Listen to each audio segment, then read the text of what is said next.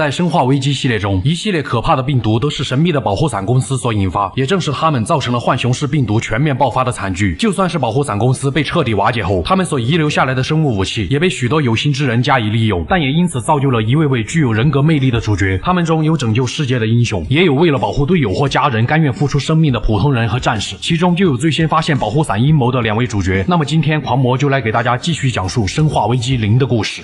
故事要从保护伞创立之前的1960年代讲起。一个名叫斯宾塞的医学生意外结识了整个生化系列中最强的反派母神米兰达，并且成为了他的学生。经过了日夜的长谈和碰撞，斯宾塞对米兰达在霉菌方面的研究非常钦佩。但米兰达研究霉菌只是为了复活一个人，而斯宾塞则更想实现一场通过病毒传播的爆发性感染，从而改变人类的基因，实现进化和延长寿命。所以斯宾塞离开了米兰达身边。在随后10几年的时间里，斯宾塞找上了自己2个狐朋狗友，一个是同为贵族的阿什福德，另一个则是在生物学方面颇有造诣的马库斯。3人都有着让全世界集体飞升的梦想，于是他们前往了非洲，并在那里通过太阳阶梯花朵提取出了10组病毒。为了能够更好的改进和创造新的病毒，他们在浣熊市郊外的地下秘密建造了生化研究所，并在研究所的上方建造了一座豪华的洋馆，用作掩人耳目。随后他们创建了保护伞公司，表面上是一家制药和医疗企业，背地里却是在研发生物武器。然而在保护伞公司创立不久后，3大创始人之一的阿什福德因为研究实验中的事故感染了10组病毒，最终导致了他的死亡。之后斯宾塞继续领导保护伞公司，马库斯则专注于他的病毒研究。他通过将10组病毒与水质的 DNA 结合，创造出了第一个新型病毒 T 病毒。这一发现使得马库斯不仅在生物武器的研究方面取得了重大突破，还为保护伞公司带来了巨大的利益。在马库斯这位良师的教导下，还出现了2位他最得意的门生，那就是威斯克和威廉。此时的马库斯可以说是名利双丰收，但这也招致了昔日好友斯宾塞和其他保护伞高层的不满，从而引发了生化危机0的故事。很快时间来到了1998年，一列从浣熊市出发的列车即将到达目的地阿克雷山区，车上除了普通乘客以外，还有保护伞的研究员。可在远处的山顶上，一位奇装异服的神秘人正在注视着下方疾驰的列车，伴随着他悠扬的歌声，无数的水蛭出现在了列车之上，并迅速地爬到了所有人的身上。车厢里只剩下了人们绝望的叫喊，这也导致列车紧急停在了阿克雷山区的森林中，车上的普通人也无一生还。就在2个小时后，浣熊市警局派出了 Stars 特别战术小队的 B 队来到了阿克雷森林的上空，他们此行的目的是为了调查这里频频出现的离奇杀人案件。但这时直升机引擎发生了故障，好在飞行员赌上了未来的职业生涯，才让直升机勉强迫降在了森林之中。对此负责医疗的练习生瑞贝卡为飞行员点了个赞。在队长恩里克的带领下，小队发现了一辆破损的押运车和数名死亡的士兵。通过其中的文件，他们发现原来这些士兵是为了押送一个叫比利的杀人犯前往目的地进行处决。比利曾是美国海军少尉，但却亲手杀害了23个无辜的平民，而比利也早已逃走。面对这个心狠手辣的歹徒，队长恩里克立马赌上了自己的下半生，让全员分头调查这个地方。于是作为医疗兵的瑞贝卡只能强忍心中的恐惧，向着森林深处前进。他很快便发现了之前被水蛭袭击的列车，并来到了列车之上。接下来便发生了让他终身难忘的一幕，车厢里原本死状凄惨的乘客竟然都站了起来，向他慢慢靠近。一个小姑娘哪儿见过这种场面，于是瑞贝卡清空了枪里的子弹。可就在他调查乘务员尸体的时候，那个杀人犯比利出现在了他的身后，并用硬邦邦的枪口威胁他乖乖站好。可惜的是，比利对瑞贝卡并没有恶意，在询问了其身份以后便准备离开。原本瑞贝卡试图用言语逮捕比利，但一名身负重伤的队友却破窗而入。队友在临死前告诉了瑞贝卡，森林中到处都是吃人的丧尸和怪物。果不其然，一只丧尸犬冲了进来，瑞贝卡连忙掏枪才化解了危险，但队友也已经死亡。在前进的路上，比利再次找到了瑞贝卡，告诉他想要在这都是怪物的列车上存活下来，他们就必须合作。但瑞贝卡却并不相信一个杀人狂魔所说的话。面对眼前这个单纯的女警官，比利并没有多说什么，只是让她自己上楼试一试。于是瑞贝卡来到了车厢的2楼，在这里他发现了一名身着西装的体面人，本想上前询问，但体面人的头却掉了下来，他的身体也逐渐溶解，并钻出了无数的水蛭。水蛭发了疯似的向着瑞贝卡冲去，瞬间就爬满了他的全身。千钧一发之际，比利及时赶到，仅用2枪就打掉了其身上的水蛭，却没想到还有2只水蛭扑了上来。比利轻松的纵身一跃，再次连开2枪化解了危机。剩下的水蛭眼见惹不起，选择了立马开溜。见比利救了自己，瑞贝卡默默的竖起了大拇指。与此同时，他们听到是谁在唱歌，顺着歌声看去，窗外正是那个神秘人，而列车也在此时重新启动。不明所以的2人因为这件事初步建立信任，暂时开始了合作。为了找出列车启动的原因，他们冒着大雨爬上车顶重启了电源系统，甚至在路上还遭遇了一只变异的巨型龙虾。由于时间紧迫，他们来不及补充蛋白质。就在他们来到车头的时候，外面的走廊上竟然有2名低小队士兵，他们正在向马库斯的2位爱徒威斯克和威廉汇报已经控制列车。从2位的谈话中得知，阿克雷山区的离奇杀人案件正是 T 病毒泄露导致的，但他们却并不知道是怎么泄露的，甚至 T 病毒为什么会从洋馆的研究所污染到3英里外的列车也不得而知。威斯克见状，立即决定摧毁列车，防止走漏风声。可就在士兵接收到指令以后，一大群水蛭出现，并迅速爬满了他们全身。见水蛭暂时退去，瑞贝卡和比利穿过士兵的尸体，来到了列车的车头。眼见列车再这样行驶下去就会出轨，他们立马根据神仙设计师的指示图，在车头和车尾同时拉下了刹车，但却还是晚了一步。列车径直冲进隧道，并发生了侧翻。所幸二人只是轻微的擦伤。随后他们顺着下水道来到了一座建筑之中，这里正是保护伞建造的干部培养所，但这里却似乎已经人去楼空。瑞贝卡顺着台阶发现了一幅肖像，上面的人赫然就是之前被他拍掉头的体面人，而这个人也正是保护伞3大创始人之一的马库斯。他就是在这里将威斯克和威廉这2位乖徒儿培养出来的。此时二位正在通过监控看着他们的一举一动，正疑惑为什么会有人闯入这里。监控画面中竟然出现了之前释放水蛭攻击列车的那个神秘人，神秘人直接承认了，正是他为了向保护伞公司复仇，从而释放了 T 病毒。随后神秘人召唤水蛭，逐渐形成了马库斯的模样，并说10年前马库斯被保护伞公司暗杀，而威斯克和威廉这2个逆徒也参与到了其中。这边他们正在惊讶师傅显灵了，另一边瑞贝卡和比利开始探索起了干部培养所。为了能够离开这里，他们只能一边应付各种怪物和丧尸的袭击，一边破解这里设下的机关谜题。就在比利拖着瑞贝卡穿过一个通风口以后，瑞贝卡来到了一个满是刑具的房间。看来干部培养所不仅能培养人才，还能够帮助干部们轻松戒掉网瘾。但这里的情况也被神秘人看在了眼里，他释放出了笼中的狒狒，趁瑞贝卡不注意，直接跳到其身上，开始了疯狂的撕咬。这也导致瑞贝卡险些掉入了深渊之中。另一边，相信科学的二位调查出了神秘人的真实身份，原来神秘人正是通过某种原因复活的马库斯。至于他为什么会变帅，却不得而知。如果暗杀马库斯的阴谋败露，那么保护伞公司和现在仅剩的创始人斯宾塞都将会被绳之以法。于是威斯克准备前去将 Stars 的 A 小队引诱到洋馆，为保护伞公司获取 T 病毒创造的生物武器实战数据。而威廉则准备启动干部培养所下方的自爆装置，在真相还未公布之前毁掉所有证据。回到瑞贝卡这边，比利及时赶到将其救下。可能是这一路的相处，再加上比利多次救过自己，让瑞贝卡觉得比利成为杀人犯肯定另有隐情。于是他将找到比利的事情隐瞒了下来，并让比利说出了成为杀人犯的经过。原来在1年前，比利所在的部队被指派到非洲介入内战，可在寻找敌人藏身点的过程中，小队成员几乎都死于敌人的偷袭和高温中暑，最后仅剩4人存活下来。可当他们到达藏身点的时候，却发现上级给错了地址，这里只是当地土著的居所。但队长却心态爆炸，无论如何都不想空手而归。于是队长下令杀害村民，比利本想上前阻止，但却被队长当场打晕。队长立马对无辜的村民扣动了扳机，而比利自然就成为了队长的替罪羊。随后在将比利送往刑场的路上，他们恰好碰上了感染 T 病毒的动物袭击，只有身为死刑犯的比利侥幸存活了下来。在得知了真相以后，瑞贝卡彻底放下了戒心。在之后的道路上，二人通过启动干部培养所附近天文台的机关，来到了一处教堂，将这里的怪物全部击杀后，他们终于在教堂下方启动了离开这里的缆车。但变异的狒狒再次出现，并将毫无防备的比利按进了地下水之中，而瑞贝卡也遭到了怪物的袭击。在解决掉怪物以后，瑞贝卡只能乘坐缆车顺着水流寻找比利的踪迹。在路上，瑞贝卡遇见了队长恩里克。面对瑞贝卡询问其他队友的情况，恩里克还信誓旦旦的回答，他们应该先一步到达了这里。但是到没到这里，你个做队长的心里能没有点逼数吗？接着恩里克准备带上瑞贝卡前往附近保护伞用来掩人耳目的洋馆一探究竟，但瑞贝卡却坚持要先找到比利。恩里克没有办法，只好独自前往洋馆。这也将是瑞贝卡最后一次见到队长。可就在继续寻找比利的路上，他却遇见了保护伞通过 T 病毒成功融合出来的 T001型暴君。好在这个初始型号的暴君只是一个用于过渡的生物武器，没有什么智商和再生能力的他，只能不甘地倒在了瑞贝卡的脚下。接着瑞贝卡启动了设施中的电源，发现这里竟然是一座污水处理厂。经过漫长的寻找，他终于找到了自救成功的比利。而在这里，二人发现了角落中堆满的尸骸，这些人正是被马库斯用来测试研究的对象。在之后的道路上，他们再次遇见了暴君，可无论暴君如何努力，终究还是倒下了。本以为终于能够顺利的离开，一直在暗中观察他们的马库斯此时出现，拦住了他们的去路。在马库斯眼里，二人也只不过是将死之人，于是他说出了自己的故事。原来在马库斯研制出 T 病毒以后，昔日的好友斯宾塞害怕有了重大成果的马库斯动摇他在保护伞公司的地位，于是斯宾塞用更多的权力和资源策反了马库斯的得意门生威廉和威斯克。二位便在之后率领小队闯入了马库斯的实验室，将他毫不留情的射杀。之后就在马库斯被扔进下水道的数年间，注射了 T 病毒的水蛭进入了马库斯的体内，赋予了他新的生命，并吸收马库斯的部分记忆，再加上水蛭的生物特性，使得马库斯变成了如今这个模样。可以简单的理解为马库斯其实已经死亡，只不过是携带 T 病毒的水蛭延续了他的意识，从而造就了他现在的形象，也可以称之为水蛭女王。现在他唯一的目标就是要向保护伞公司复仇。伴随着水蛭女王从嘴里吐出大量的水蛭，她逐渐变成了一只形状扭曲的怪物。面对如此恐怖的怪物，他们只能勉强将其打倒，并趁这个机会坐上了离开这里的升降平台。但水蛭女王却再次变换形态追了上来。在战斗中，瑞贝卡意外发现水蛭女王竟然害怕阳光照射，于是他立马前去想办法打开天窗，而比利则负责拖延时间。在二人的配合之下，天窗被成功打开，阳光的照射使得水之女王失去了再生能力，变得极度脆弱。瑞贝卡抓住这个机会，扔给了比利一把马格南左轮手枪，随着扳机的扣动，威力强大的子弹射向了水之女王，将她的身体打得四分五裂。就在水之女王向着下方跌落的时候，威廉也启动了自毁程序。在二人逃出升天以后，干部培养所被彻底炸成了废墟。故事的最后，瑞贝卡取下了比利身上的狗牌，并带到了自己的身上，他也会一直隐瞒比利还活着的消息。在黎明的照耀下，二人互相进了军礼。随后，瑞贝卡便向着队长先一步前往的洋馆走去，比利则看着他离去的背影，默默地点了个赞。而生化危机1的故事也才刚刚开始。在上一期视频中，瑞贝卡和比利逃出了保护伞的干部培养所，在二人依依不舍的告别后，威斯克也以队长的身份将 Stars 的 A 小队引诱到了阿克雷山区，目的正是为了利用他们获取生物武器的实战数据。相比于只有瑞贝卡一人存活下来的 B 小队， A 小队可以说是人才济济，其中就有克到队友欲仙欲死的克里斯和美到出水的吉尔，以及队友巴瑞、布莱德、约瑟夫三人。当他们到达坠毁地点后，只发现了死状凄惨的 B 小队飞行员。由于这是他们第一次遇到这种情况，约瑟夫很快就被变异猎犬咬死。见到这可怕的一幕，吉尔显得有点不知所措。好在克里斯及时出手，带着吉尔迅速逃离。就在小队疲于奔命的时候， A 队飞行员布莱德却驾驶直升机逃走。威斯克见状不由大喜，连忙招呼队友向着洋馆逃去。由于本作是双主角设定，但无论选哪个主角，整体流程也都差不多，所以我们这里就以吉尔的故事来展开。在他们逃进洋馆后，克里斯却不见了踪影。如今小队就只剩下了威斯克和吉尔还有巴瑞。本就想利用他们测试数据的威斯克，立马安排吉尔和巴瑞寻找克里斯，他自己就负责看守安全的大厅。二人也没有多想，立马开始行动。可就在吉尔前进的路上，他遇见了生化游戏史上第一只回眸的丧尸，而在丧尸脚下的便是先一步到达洋馆的 B 小队队员。见到这种情况，吉尔连忙前去找到了另一间小屋中的巴瑞，丧尸也紧跟在其身后。巴瑞没有丝毫惊慌，直接掏出了一把马格南左轮，连开3枪打倒了丧尸。二人回到大厅准备向威斯克汇报，但却发现威斯克不见了。看到队友一个接一个的失踪，巴瑞也不得不做出了一个违背祖宗的决定，那就是分头寻找。而在接下来探索洋馆的过程中，吉尔只能独自一人面对可怕的丧尸，就连浴缸里都很有可能藏着一只等候多时的丧尸。为求自保，吉尔只能踩爆对方的脑袋，可始终还是他的第一次。他立马冲进厕所吐了起来。也正是在洋馆中的经历，让他在浣熊市面对丧尸爆发也能够冷静应对。洋馆中四处都是谜题和机关，吉尔需要不断的寻找线索，才能找到继续前进的道路。奈何经验不够丰富，吉尔险些死在了机关之中。幸运的是，巴瑞及时赶到，在最后一刻将其救下。当吉尔回过神以后，才知道巴瑞应该是前往了洋馆的另一边，然而他却意外的出现在了这里。面对吉尔的疑问，巴瑞的回答显得有点含糊不清，并且立马扯开了话题。之后二人再次各自行动。随后吉尔遇见了一位幸存下来的 B 队成员理查德，但理查德却被一只巨蛇咬伤。好在吉尔及时的找到了血清，暂时保住了他的性命。本打算继续寻找其他队友，但那只巨蛇却突然之间扑了出来。理查德为了救下吉尔，最终还是被巨蛇一口吞入了腹中。有了准备，吉尔捡起理查德留下的霰弹枪，打跑了这条巨蛇。随后吉尔找齐了4个面具，成功的让上方的棺材掉了下来。在将其中的红色丧尸解决后，吉尔来到了洋馆的庭院中。然而就在庭院的小屋内，一个披着人皮、手上带有枷锁的怪物突然出现，并袭击了吉尔。面对这种怎么都打不死的怪物，吉尔只能赶紧逃跑。可就在途中，他却听到了门后威斯克和巴瑞的谈话。当他推开门后，威斯克已经离开，可巴瑞面对吉尔的质问，依旧选择闭口不谈，转身离开了这里。值得庆幸的是，一开始逃跑的飞行员布莱德正在想办法联系洋馆中的队友，奈何通讯设备却在中途坏掉了。在接下来的路上，吉尔遇见了一位死去的 B 队队员福斯特，直到生命的最后一刻，这位狙击手还在试图架枪掩护队友。吉尔甚至还遇见了之前吃掉队友的巨蛇，他也终于为队友报了仇。经过不断的探索，吉尔终于在洋馆的地下找到了身负重伤的 B 队队长恩里克。此时的恩里克已经知道了威斯克和保护伞的阴谋，正准备给吉尔娓娓道来，却没想到有人在暗中一枪结果了恩里克。见情况越加复杂，吉尔经过不断的解谜和战斗，终于找到了一个电梯。这时巴瑞再次出现，舔着个脸跑来蹭电梯。可当吉尔启动电梯以后，巴瑞却坐上电梯先一步离开了。没有办法，吉尔只能绕路，通过之前找到的2枚徽章，打开了洋馆内部通往地下的铁门。果然在这里遇见了巴瑞。见自己的小心思被看穿，巴瑞连忙举枪想要杀掉吉尔，但却被反手夺过了手枪。可还没等吉尔询问，那个披着人皮的怪物再一次出现在这里，想要将二人通通杀死。原来这个怪物名叫丽莎，她是这所洋馆设计师乔治的女儿。为了达到保护伞预期的效果，乔治将洋馆设计成了一所机关重重的大型密室。保护伞自然不会放过知道秘密的人，乔治最终死在了自己设计的洋馆中，而他的妻女也被保护伞当成了实验对象，妻子也在随后死在了实验中。但女儿丽莎却成功的融合了病毒并活了下来，这也导致她失去了理智，心中唯一的执念也就只剩下了自己的母亲。回到吉尔这边，面对已经变成怪物的丽莎，他和巴瑞只能暂时合作，通过推倒4周的巨石，成功打开了位于中心的石棺，而石棺中正是丽莎母亲的尸骸。见到这一幕的丽莎心中万念俱灰，她捧起了母亲的头骨，毅然决然地跳进了深渊之中。保护伞公司的罪行实在不可饶恕。吉尔没有过多质问巴瑞，在随后打开了水池中的机关，下方正是保护伞的阿克雷研究所。意外的是，吉尔在这里发现了一封保护伞研究员写给艾达王的情书，信中的内容可以说是字字都充满了爱意。研究员甚至还将账号和密码设置成了他和艾达的名字。通过账号密码，吉尔打开了研究所内部的大门，并在这里的影像中发现威斯克正是生物武器开发人员之一。就在吉尔准备进入实验室的时候，巴瑞再次出现。吉尔像是忘记了刚刚发生的事情，他们就那样再次结伴而行。当他们到达实验室后，却发现威斯克出现在了这里。巴瑞也将手中的武器对准了吉尔，原来是威斯克绑架了巴瑞的妻女，目的就是为了让巴瑞协助他获取生物武器的战斗数据。见吉尔已经死到临头，威斯克索性也就说出了真相。原来他不仅靠着保护伞的资源成为了 Stars 小队的队长，看似是为了替保护伞做事，实际上在 T 病毒泄露之后不久，他就已经转而投靠了保护伞的敌对公司。说着，他炫耀似的看向了培养皿中的新一代 T002 型暴君。这种暴君不仅能够保持理智，还拥有强大的战斗力。见时机成熟，威斯克便准备杀掉吉尔。巴瑞却在这个时候良心发现，连开2枪救下了吉尔。可还没等巴瑞解释2句，威斯克立马释放了暴君，一切都来不及了。暴君直接从培养皿中走了出来。威斯克见状，立马开始嘲讽起了他们，但也因此吸引了暴君的注意。暴君直接打飞了威斯克，又再次打晕了巴瑞，只剩下了吉尔独自应对暴君。经过一路的战斗，吉尔早已镇定自若，他几枪就撂倒了暴君，接着赶紧叫醒了昏迷的巴瑞。但之前被打晕的威斯克也不见了踪影。二人也管不了这么多了，因为威斯克在逃走后立马启动了自毁程序。他们四处寻找出路，在逃跑的路上，吉尔打开了一个房间，意外找到了迷路一晚上的克里斯。没有时间解释，三人立马向着设施外逃去。万幸的是，飞行员布莱德也和他们取得了联系。当他们乘坐电梯来到外面后，暴君却再一次杀了出来，一巴掌掀飞了还没搞清楚状况的克里斯。眼见他们都将死在暴君的手里，飞行员及时赶到，为他们空投了一把祖传火箭筒。趁这个机会，吉尔赶紧拿上火箭筒并扣动了扳机。在一阵剧烈的爆炸中，暴君被炸得4分5裂。他们终于得以乘坐直升机离开了这里。在回家的路上，吉尔将头轻轻地靠在了克里斯的肩上。一晚上可怕的经历也终于能够暂时告一段落了。但接下来迎接吉尔的将会是浣熊市更为恐怖的场景。生化危机系列的故事正式拉开帷幕。在一条漆黑的道路上，一名司机正在驾驶卡车途经浣熊市。原本听着广播惬意吃着汉堡的司机，却因为一时的分心，卡车迎面撞上了一个女人。司机连忙停车前去查看，却发现这个人已经没有了呼吸。就在司机茫然无措的时候，女人却如同野兽一般死死地盯着司机并站了起来。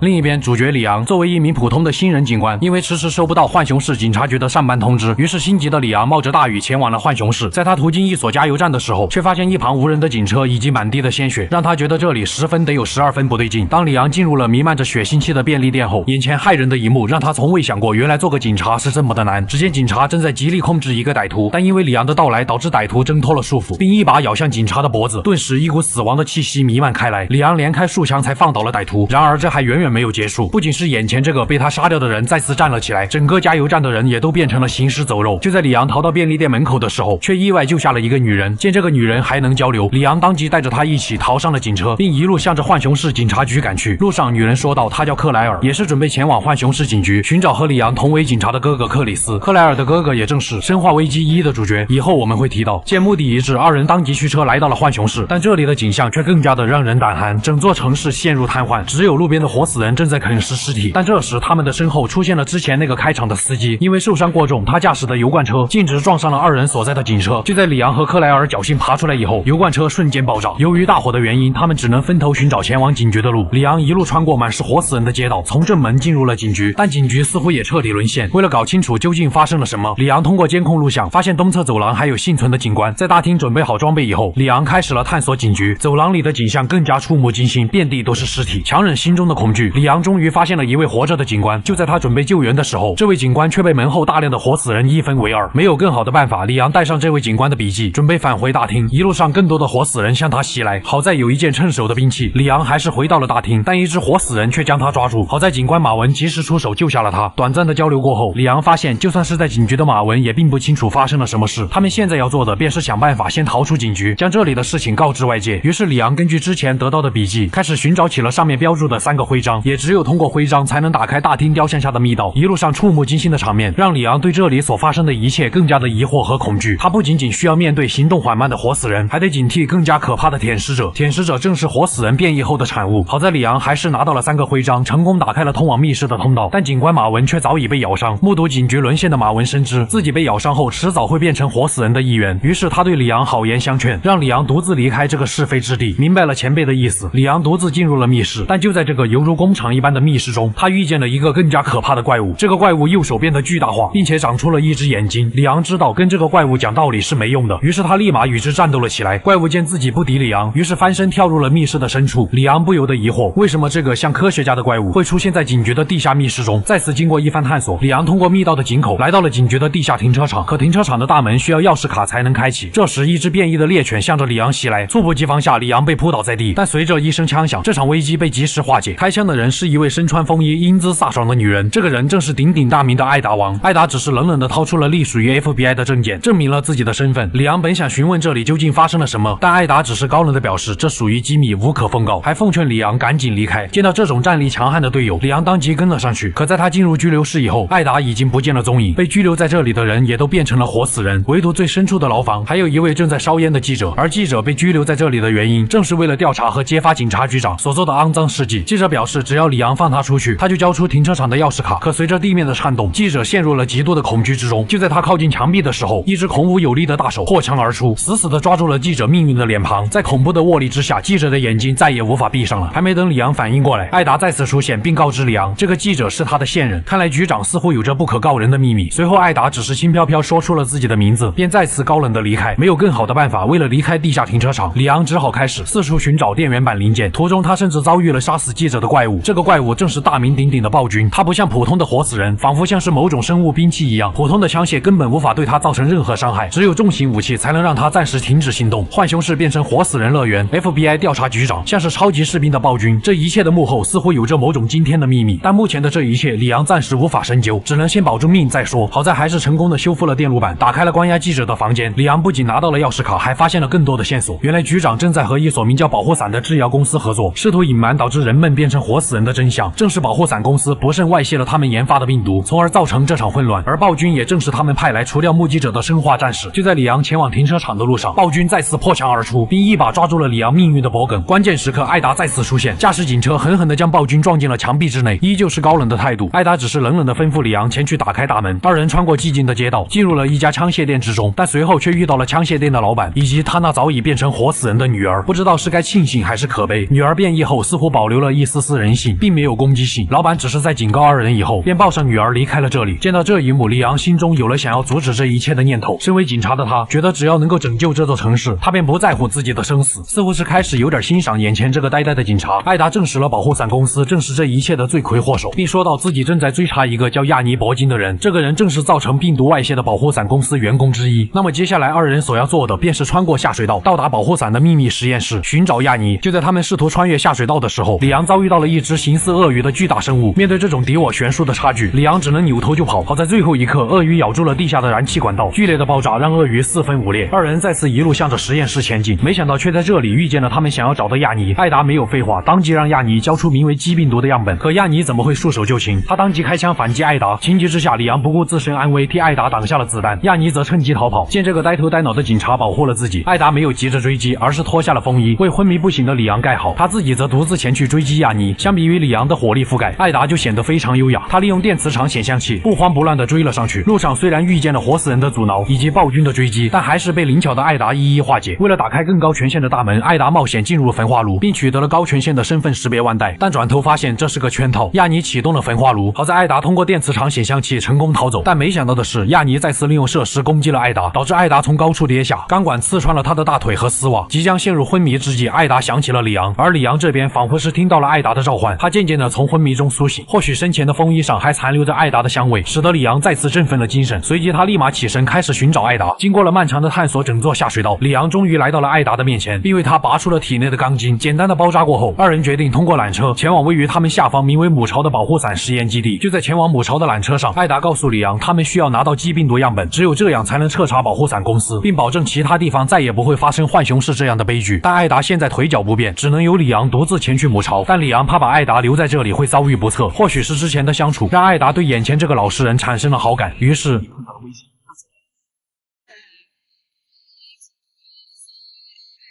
也正是艾达这一吻，让里昂未来的一生都无法忘怀。里昂那原本犹豫的目光瞬间变得坚定了起来，他势必要为女神取得疾病毒。带着回味无穷的感觉，里昂就像打了鸡血一般，一路杀进母巢。无论是什么活死人以及他们的变异体，都无法阻止里昂的脚步。这一刻，他似乎觉醒了李三光的人格。在几乎屠尽了整座母巢的活死人以后，里昂终于在母巢西区的尽头，成功拿到了疾病毒的样本。因为系统监测到了有人未经授权取走疾病毒，于是当即开启了母巢的自毁程序。就在他准备回去给女神复命的时候，之前那个右臂长出眼睛的怪物再次出现，里昂瞬间变动了杀心。这时亚尼却从他身后出现，直接一发疾病毒的血腥打在了怪物的身上，怪物逐渐失去了行动能力。随即亚尼将来龙去脉告诉了里昂，原来眼前这个怪物正是亚尼的丈夫威廉，他们夫妻二人倾尽毕生所学，创造出了疾病毒。威廉深知这种病毒的可怕，于是他试图寻求美国军方的保护，但保护伞却抢先一步，派遣了他们旗下名为 USS 的快速反应部队，潜入了威廉所在的研究所，并发现他正准备带走疾病毒和 T 病毒。于是 USS 立马控制住了威廉，试图将他和病毒一起带走，但威廉的情绪过于激动，导致士兵立马对其开枪扫射，并带着病毒样本离开了现场。但威廉可不愿将毕生的心血就这样付之东流，他拿出了一支疾病毒，注射进了自己的身体，在变成怪物以后，立马对士兵们展开了追杀。最后仅有一名叫汉克的士兵逃走，而地上被打碎的病毒样本在被老鼠吃掉以后，传入了浣熊市的千家万户。这场生化危机也正是由老鼠所传播的。回到里昂这边，威廉经过短暂的失去行动能力后，突然起身一把抓住了亚尼，并将他甩向远处。迫不得已之下，里昂只好与之战斗了起来，终究只是徒劳而已。威廉最终倒在了里昂的火力覆盖之下。做完这一切，重伤的亚尼告知了里昂真相，原来亚尼留在这里正是为了摧毁疾病毒样本，而那个声称自己是 FBI 的艾达王，真正的身份其实是雇佣兵，目的只是为了将疾病毒高价出售。闻听此言，里昂心想不对啊，他刚刚还亲了自己，还表示要把证物交给 FBI， 不过他嘴上这样说，心里还是开始产生了一丝怀疑。而这时艾达也进入了母巢之中，在见到里昂以后，他当即就不客气的开始索要疾病毒。心有疑惑的里昂随即立马将亚尼所说的话道出。在听到这句话以后，艾达表情一变，当即把枪口对准了里昂，并让他乖乖站好。这个举动已经证实了亚尼所说的话。里昂意识到了自己只不过是女神的棋子而已，但一想到那一吻，他直接放下了手里的武器，并要赌一下艾达不敢对他开枪，可能是对眼前这个老实人有了一丝别样的感情。艾达也放下了手里的枪，但随即一颗子弹击中了艾达的肩膀，原来是亚尼拼着最后一口气赶到。就在艾达即将跌入深渊之时，里昂紧紧地抓住了他，但疾病毒也随之掉了下去。见自己已经无法逃离这里，艾达只是让里昂好好照顾自己，于是任由自己向着黑暗跌落。强忍心中的悲痛，里昂开始向着外面逃去，但人形兵器暴君却再次出现。好在剧烈的爆炸使得里昂暂时脱离危险，但也因此彻底激怒了暴君。暴君进化出了更为恐怖的形态。就在里昂束手无策的时候，一个熟悉的背影向他扔来了一把火箭筒。随着火箭筒的命中，暴君只留下了下半身。最终里昂得以搭乘即将驶出母巢的列车，可艾达王却永远扎根在了他的心里。就在他起身进入列车的时候，竟然发现了一开始与自己失散的克莱尔，而他的身边却多了一个名叫雪莉的小女孩。原来在二人失散以后，克莱尔通过警觉的后门进入，并在大厅打开了地下密室。而在密室中，他遇见了雪莉，甚至遭遇了变异的威廉。熟悉的味道，熟悉的配方，威廉在同一个地方掉了下去。这并不是什么 bug， 是因为游戏的两条线是类似于平行世界展开的。这个小女孩雪莉也正是威廉和亚尼的女儿。因为夫妻二人把所有的精力都用在了研究疾病毒上，所以忽视了他们的女儿，导致雪莉与他们失散。于是克莱尔答应了雪莉帮他寻找母亲。就在他们经过停车场的时候，却遭遇到了警察局长。在局长的胁迫下，雪莉被其掳走到了孤儿院，而这个局长也因此暴露了自己的变态行为。他不仅收藏各种动物的标本，还将自己的女儿作为标本以供自己欣赏。就在局长即将对雪莉施暴的时候，变异的威廉突然出现，并在局长的体内植入了疾病毒的胚胎。可因为疾病毒不像在浣熊市大规模爆发的 T 病毒一样，它的传播只能通过近亲繁殖，而跟威廉没有血缘关系的局长就只能承受疾病毒胚胎从体内破体而出的痛苦。就在随后赶到的克莱尔带着雪莉逃走的时候，暴君却突然出现，将他们逼到了角落。关键时刻，威廉再次赶到，直接一爪洞穿了暴君的身体，将他半截身体撕碎。可因为他们所在的电梯下坠，克莱尔和雪莉再次失散。当他费尽千辛万苦击退威廉以后，才发现雪莉已经被威廉植入了疾病毒。正是疾病毒为了繁殖的本能，才让威廉屡次出现在雪莉的身边。而一心只有实验的亚尼，在克莱尔的劝说下，意识到了自己作为母亲的失职，于是决定一起拯救雪莉。随即在亚尼的指引下，克莱尔抱着雪莉到达了母巢，并来到母巢的深处，也就是里昂取得疾病毒的地方。随即他利用雪莉身上的项链取到了抗病毒药剂。还是同一个地方，变异的威廉再次出现，亚尼又被扔向了远处。在克莱尔打败威廉以后，亚尼也成功的利用抗病毒药剂救下了自己的女儿，而他却因为重伤又死了一次。在雪莉不是很悲伤的告别母亲以后，二人在前往列车的升降平台上又一次遇见了威廉。克莱尔也不惯着，立马掏出加特林扫射，终于打爆了威廉。他们也得以启动列车离开，而两位主角也在列车上重逢。但眼前这一切还未结束，列车仿佛被某种生物袭击，产生了剧烈的晃动。里昂前去车尾查看，却没料到威廉竟然冤魂不散的进化到了最最终形态，巨大的身躯就像一团带着尖刺的肉瘤，不断的撕开列车的车厢。危机关头，克莱尔取下了连接车厢的铁钩，最终威廉这个阴魂不散的怪物，连同母巢被大火吞噬，三人也终于逃出了实验室。本想搭个便车，却收到了友好的国际手势。三人在夕阳下离去的背影，显得如同一家三口般幸福。但他们不知道的是，克莱尔将会继续踏上寻找他哥哥克里斯的道路。故事的主角名叫吉尔·瓦伦蒂安，她是《生化危机》1代的女主角，也属于保护伞旗下名为 Stars 特别战术小队 A 队成员。吉尔所在的 A 队曾因为一起连环杀人案件前往浣熊市附近的阿克雷山区支援先一步到达那里的 B 队。经过了一系列调查以后，才得知原来是保护伞公司研制的 T 病毒遭到了外泄，导致整个浣熊市郊区沦为了丧尸的乐园，并且 A 小队的队长威斯克有意的将他们带到了山区的洋馆之内，这里正是保护伞公司建造的其中一个研究所。而队长威斯克真正的目的其实是为了获取特别战术小队与暴君的战斗数据，然后再将这些数据交给保护伞的敌对公司。最后在 A、B 两队成员付出惨痛的代价以后，他们在洋馆完成自毁程序之前，乘坐直升机逃离了这里。 A 队成员最后仅剩4人成功逃走，其中就有吉尔和克里斯，而克里斯也正是2代中克莱尔正在寻找的哥哥。为了记录 T 病毒的第一次泄露事故，他们将之称为洋馆事件。在洋馆事件结束以后，吉尔试图向上级汇报未果，于是为了调查保护伞的研究所，克里斯前往了保护伞的欧洲总部，吉尔则选择继续留在浣熊市。但就在上一期2代的剧情里，变异后的威廉打碎了 T 病毒样本，导致老鼠将病毒散播到了整个浣熊市，而此时的里昂还在赶往浣熊市的路上，也就是说3代的时间线要早于2代。吉尔作为知晓洋馆事件内情的人之一，保护伞公司自然要除掉后患。于是在浣熊市病毒全面爆发的情况下，保护伞派出了以暴君为原型的智能生化兵器追踪者前去除掉知晓内情的吉尔，这里我们还是称之为暴君。恰好就在吉尔接到一通警告电话以后，暴君破墙而出，死死地掐住了他命运的脖梗。好在吉尔通过灵巧的身法暂时挣脱了束缚，并一路在狭窄的公寓里躲避暴君的追杀。经历了一系列的险象环生，吉尔终于逃到了街道上。街道上布拉德前来接应吉尔，布拉德正是给他打电话的那个人，也是与他们一起逃离洋馆的 A 小队飞行员。而此时的街道上几乎都是被感染的丧尸，为了给吉尔争取逃跑的机会，胆小怕事的布拉德被丧尸咬中，自知命不久矣的他选择了独自留在这里，吉尔也只能含泪继续逃跑。好在途中一架直升机愿意救援吉尔，于是他一路逃到了停车场的天台。就在即将登上救援直升机的时候，暴君再次出现，直接导致了直升机坠毁。吉尔看着向自己缓步走来的暴君，立即进入了身旁的汽车，在启动汽车以后，一脚油门就狠狠地朝着暴君撞了过去，汽车顶着暴君从天台上掉了下去。不愧是新款暴君，就算是汽车爆炸也无法杀死他。千钧一发的时候，一个士兵用火箭筒击中了暴君，使他暂时失去了行动能力。趁这个机会，士兵搀扶着吉尔来到了地铁站的临时据点。士兵名叫卡洛斯，他们隶属于保护伞旗下的生化危机紧急对策部队 UBCS。在得知了他们的身份以后，吉尔非常震惊和愤怒。保护伞作为造成这场灾难的罪魁祸首，竟然明面上派遣 UBCS 前来搜救市民，暗地里却派遣暴君追杀自己。而卡洛斯一行人是完全不知道这场灾难正是保护伞公司造成的。在据点内，吉尔见到了 UBCS 队长维克多。维克多告诉吉尔，只有启动他们所在的列车，才能救走一些幸存者。毕竟在这种情况下，只能救一个算一个。吉尔果断答应了帮助他们让地铁恢复供电。事不宜迟，吉尔立刻出发，一路从地铁来到此时已经沦为人间地狱的街道上。在依靠灵巧的身法躲避丧尸的追击后，吉尔进入了变电站。在这里，他遇见了一个受伤的 Stars 队员，本想对其进行救治，但 UBCS 其中一个叫尼可拉的人竟然直接开枪击杀了队友，理由仅仅是队友可能被感染，甚至还出言嘲讽吉尔是个玻璃心。小小浣熊市竟然出了如此人才，让吉尔觉得这个尼可拉比丧尸还要更加可怕。之后就在吉尔准备恢复电力的路上，一只蜘蛛偷袭了吉尔，猝不及防之下被植入了虫卵。好在他吃下药草，及时将虫卵吐了出来。在重启电源摧毁这里的蜘蛛巢穴以后，吉尔来到了控制室，设置好地铁线路。在返回地铁的路上，吉尔再次遭遇了暴君。这个新款暴君还能将丧尸变异为抱脸虫一样的怪物，一路躲避暴君的追赶。吉尔回到地铁站与卡洛斯一行人会合，但之前那个击杀队友的尼可拉也在这里，并且声称吉尔只不过是个累赘而已。就在他们即将登上地铁的时候，暴君再一次追了上来。吉尔知道他才是暴君的目标，于是他单独逃往一个方向，为 UBCS 队员争取时间。在暴君的追赶下，吉尔逃到了下水道，遇见了一种可怕的大嘴怪，一个不留神就会被他整个吞下去。而这种大嘴怪也正是保护伞公司精心培育的变异体。好不容易离开下水道，却被上方等候多时的暴君一把抓住。而这一次的暴君竟然使用了喷火器，无奈之下，吉尔只好与之战斗了起来。在将暴君身上的燃料罐打碎以后，吉尔赶在爆炸之前暂时脱离了危险。就在他回去和卡洛斯会合的途中，在枪械店里碰见了老友肯多。肯多也正是在2代中里昂和艾达王遇见的那个枪械店老板。吉尔本想让他和自己一起逃离这里，但肯多的女儿已经感染了病毒，他只能随便找个借口拒绝了吉尔的好意。再次前往地铁站的路上，死缠烂打的暴君这一次竟然带着火箭筒拦住了吉尔的去路。被逼无奈之下，吉尔只能与暴君拼个你死我活。奈何暴君皮糙肉厚，吉尔只能利用拐角处躲避攻击。千钧一发之际，卡洛斯出现，并利用地雷为2人的逃跑争取了时间。回到地铁站以后，吉尔准备搭乘列车离开浣熊市，但卡洛斯和另一名队友泰瑞尔被指派了新的任务，他们需要回到市区找到一名叫巴德的科学家，因为巴巴德研制的疫苗或许能够制止这场生化危机。看着窗外卡洛斯的身影，吉尔心里倍感不安。本以为他们就可以这样顺利的离开，但暴君对吉尔的追杀可谓是不死不休。这个怪物瞬间就将幸存者屠杀殆尽。见到这种情况，自私无比的尼可拉立即逃往了另一节车厢，并将吉尔和队长维克多锁在了门后。而真男人维克多抱着鱼死网破的想法，引爆了身上的炸弹，将他和暴君所在的车厢炸毁，为吉尔争取了短暂的逃跑机会。另一边，卡洛斯和泰瑞尔来到了浣熊市警局，并亲眼看到了一个警员被丧尸咬中，而这个警员正是在2代里救下里昂的马文。那个丧尸也是一开始为救吉尔牺牲了自己的布莱德。卡洛斯二人靠着身上的作战装备，很顺利便来到了办公室，与科学家巴德取得了联系，并从巴德口中知道了保护伞为了封锁消息，正在想办法杀掉所有研究员，而巴德也是目前唯一知道如何做出阻止丧尸疫苗的人。为了知道巴德所在的具体位置，泰瑞尔通过电脑开始进行定位。与此同时，卡洛斯也收到了列车出轨的消息，回到吉尔这边，列车已经被彻底摧毁。在他逃到地面并与卡洛斯取得联系后，死缠烂打的暴君再一次袭击了吉尔，并且进化成了更加可怕的怪物。逃无可逃的情况下，吉尔只能利用手里的榴弹发射器将暴君打倒在地。吉尔知道此地不宜久留，本想迅速离开这里，但暴君在昏迷的最后一刻将带有病毒的尖刺扎进了吉尔的体内，病毒瞬间便起了作用，吉尔因此陷入昏迷。早就在暗中观察了许久的尼可拉只是冷冷地看着现在发生的一切。大约过去了半天后，卡洛斯终于找到了昏迷的吉尔，见吉尔感染了病毒，卡洛斯立马将他带到了医院。现在也只有巴德能够救吉尔一命了。经过之前泰瑞尔搜索到的消息，卡洛斯深入已经沦为地狱的医院内部，终于见到了巴德的尸体，终究还是晚了一步，巴德已经被人杀害。无奈之下，卡洛斯只能通过录像寻找疫苗的线索。就在巴德留下的视频里，卡洛斯知道了这次生化危机的真相，正是因为保护伞公司所研发的 T 病毒泄露，导致浣熊市彻底沦为了人间炼狱。为了隐瞒这次事件，保护伞公司打算将病毒的证据和疫苗全部销毁。此刻卡洛斯也意识到了自己的雇主是多么的心狠手辣。好在通过视频里的线索，卡洛斯取到了一支疫苗，成功的保住了吉尔的性命。但坏事总是接踵而至，泰瑞尔带来了一个可怕的消息，由于病毒已经完全蔓延到了整座城市，所以政府即将对浣熊市进行导弹轰炸。如今距离导弹轰炸已经剩下了不到1天的时间。看着状况逐渐转好的吉尔，也证实了疫苗确实有用。于是卡洛斯立马让泰瑞尔通知政府已经找到了解药，尽量为自己前去地下室寻找疫苗争取时间。在卡洛斯离去一段时间后，吉尔逐渐从昏迷中苏醒，而电视上播报的新闻也让吉尔知道了政府快要轰炸浣熊市的消息。泰瑞尔也告诉了吉尔前因后果，并将卡洛斯已经先一步前往地下室寻找疫苗的消息道出。闻听此言，吉尔立马动身，赶往地下室协助卡洛斯。而在地下室中，吉尔看到了站在远处盯着自己的尼可拉。原来这个人不仅自私，还坏到了骨子里。他一直都在暗中收集着人类和丧尸的战斗数据，就连 UBCS 和吉尔也在记录之中。尼可拉也正是想要将数据卖出一个高价。此时泰瑞尔也带来了一个消息，他已经与政府取得了联系，政府表示可以取消轰炸，但条件是必须在导弹发射之前交出疫苗，而距离导弹轰炸也只剩下了几个小时，见疫苗都不能浪费。吉尔和泰瑞尔立即动身，但暴君却再一次追了上来。本就受伤的泰瑞尔因此命丧暴君之手，吉尔只能趁这个机会暂时逃跑。在地下室的研究所内，吉尔成功提取到了疫苗，可暴君却不会让他就这样顺利的离开，因为暴君的袭击导致吉尔悬挂在了半空。见时机成熟，尼可拉出现在了吉尔的面前，将疫苗收入囊中，并且言语之中完全不在乎浣熊市的幸存者，他只想把战斗数据和疫苗卖个好价钱。为了取到更多的战斗数据，他将吉尔踢了下去，下方正是等待多时的暴君。好不容易取到的疫苗被人夺走，面前又是对自己穷追不舍的暴君，吉尔也不再惯着了，手里的武器火力全开，不断的攻击着灵活的暴君，但这种火力始终无法杀死这头怪物。好在卡洛斯及时出现，利用机械臂打晕了暴君，并释放了大量的硫酸，将暴君溶解成了一滩烂泥。没有时间清醒，为了赶紧找回疫苗，吉尔一路向着尼可拉离开的方向追去。好不容易追上尼可拉，暴君这个怎么都打不死的怪物再一次出现，好像硫酸在他眼里就像太上老君的炼丹炉一样，让他重新进化出了新的形态。没有办法，卡洛斯只能先一步前去追击尼可拉，吉尔则必须要和这头烦人的怪物做个了断。恰好他的身后就有一把灭杀一切的电磁炮，有了这件趁手的兵器，吉尔将整个炮身插入了暴君的嘴里，伴随着一股剧烈的能量波动爆发，暴君彻底灰飞烟灭。来不及高兴，吉尔一路来到了天台。此时的卡洛斯已经晕倒在了地上，而尼可拉也悄悄地出现在了吉尔的身后。或许是太过于得意忘形，尼可拉竟然在吉尔的眼前一枪打爆了疫苗，临走前还不忘对吉尔一番羞辱。好在这时苏醒过来的卡洛斯偷袭了尼可拉，并趁机将他束缚了起来。吉尔则一枪打中了尼可拉的肩膀。如今疫苗被摧毁，浣熊市被导弹轰炸，已经无法挽救。吉尔和卡洛斯准备搭乘直升机离开，而眼里只有金钱的尼可拉还在试图用他背后的雇主和秘密换取自己生的希望。吉尔知道这个人的贪婪是永无止境的，所以他果断地选择了拒绝。至于背后的真相，他再多花一些时间调查就行了。二人乘坐直升机缓缓地升空，而留给尼可拉的则是即将到来的痛苦和死亡。在他们飞离浣熊市的那一刻，导弹也与他们擦身而过。随着一阵耀眼的光芒，巨大无比的蘑菇云在浣熊市的中心升腾而出。看着眼前彻底被抹去的浣熊市，吉尔的心里暗自下定了决心，浣熊市的余烬将会成为焚烧保护伞的业火。他会用自己一生的时间将保护伞公司赶尽杀绝，因为杀死死这么多人的并不是病毒，而是人类的贪婪。吉尔的故事也暂时落下了帷幕。在里昂逃离浣熊市以后，随着一颗导弹的引爆，所有人都仿佛看见了自己的王阿姨，里昂也不例外。那也是他永远无法忘怀的一天。因为知道的太多，里昂被迫加入了美国政府的秘密组织。在经受了严格且残酷的训练以后，里昂成为了一名杰出的特工。但不幸的事情发生了，总统的女儿被人绑架，而里昂则被委派到了欧洲一个与世隔绝的村庄，前去寻找总统失踪的女儿。在当地警方的协助下，人送外号李三光的男人终于进村了。刚刚到达目的地，同行的一名老警察便遭遇不测，随即里昂便下车查看，看着眼前阴森可怕的树林，让里昂再次回想起了浣熊市的那一晚，强忍心中的恐惧，里昂向着树林深处走去。很快他便发现了一间小屋，小屋里透露着一股安静且诡异的氛围，就连这里的符咒都刻上了苍天已死，天谴将临。就在他继续探索小屋的时候，一个村民却悄无声息地出现在他身后。本想询问村民有关这里的事情，但他很快便发现了老警察的证件。见到这一幕，村民突然发难，竟然妄图偷袭武功高强的里昂。没有任何废话，里昂一脚便踢断了村民的脖子。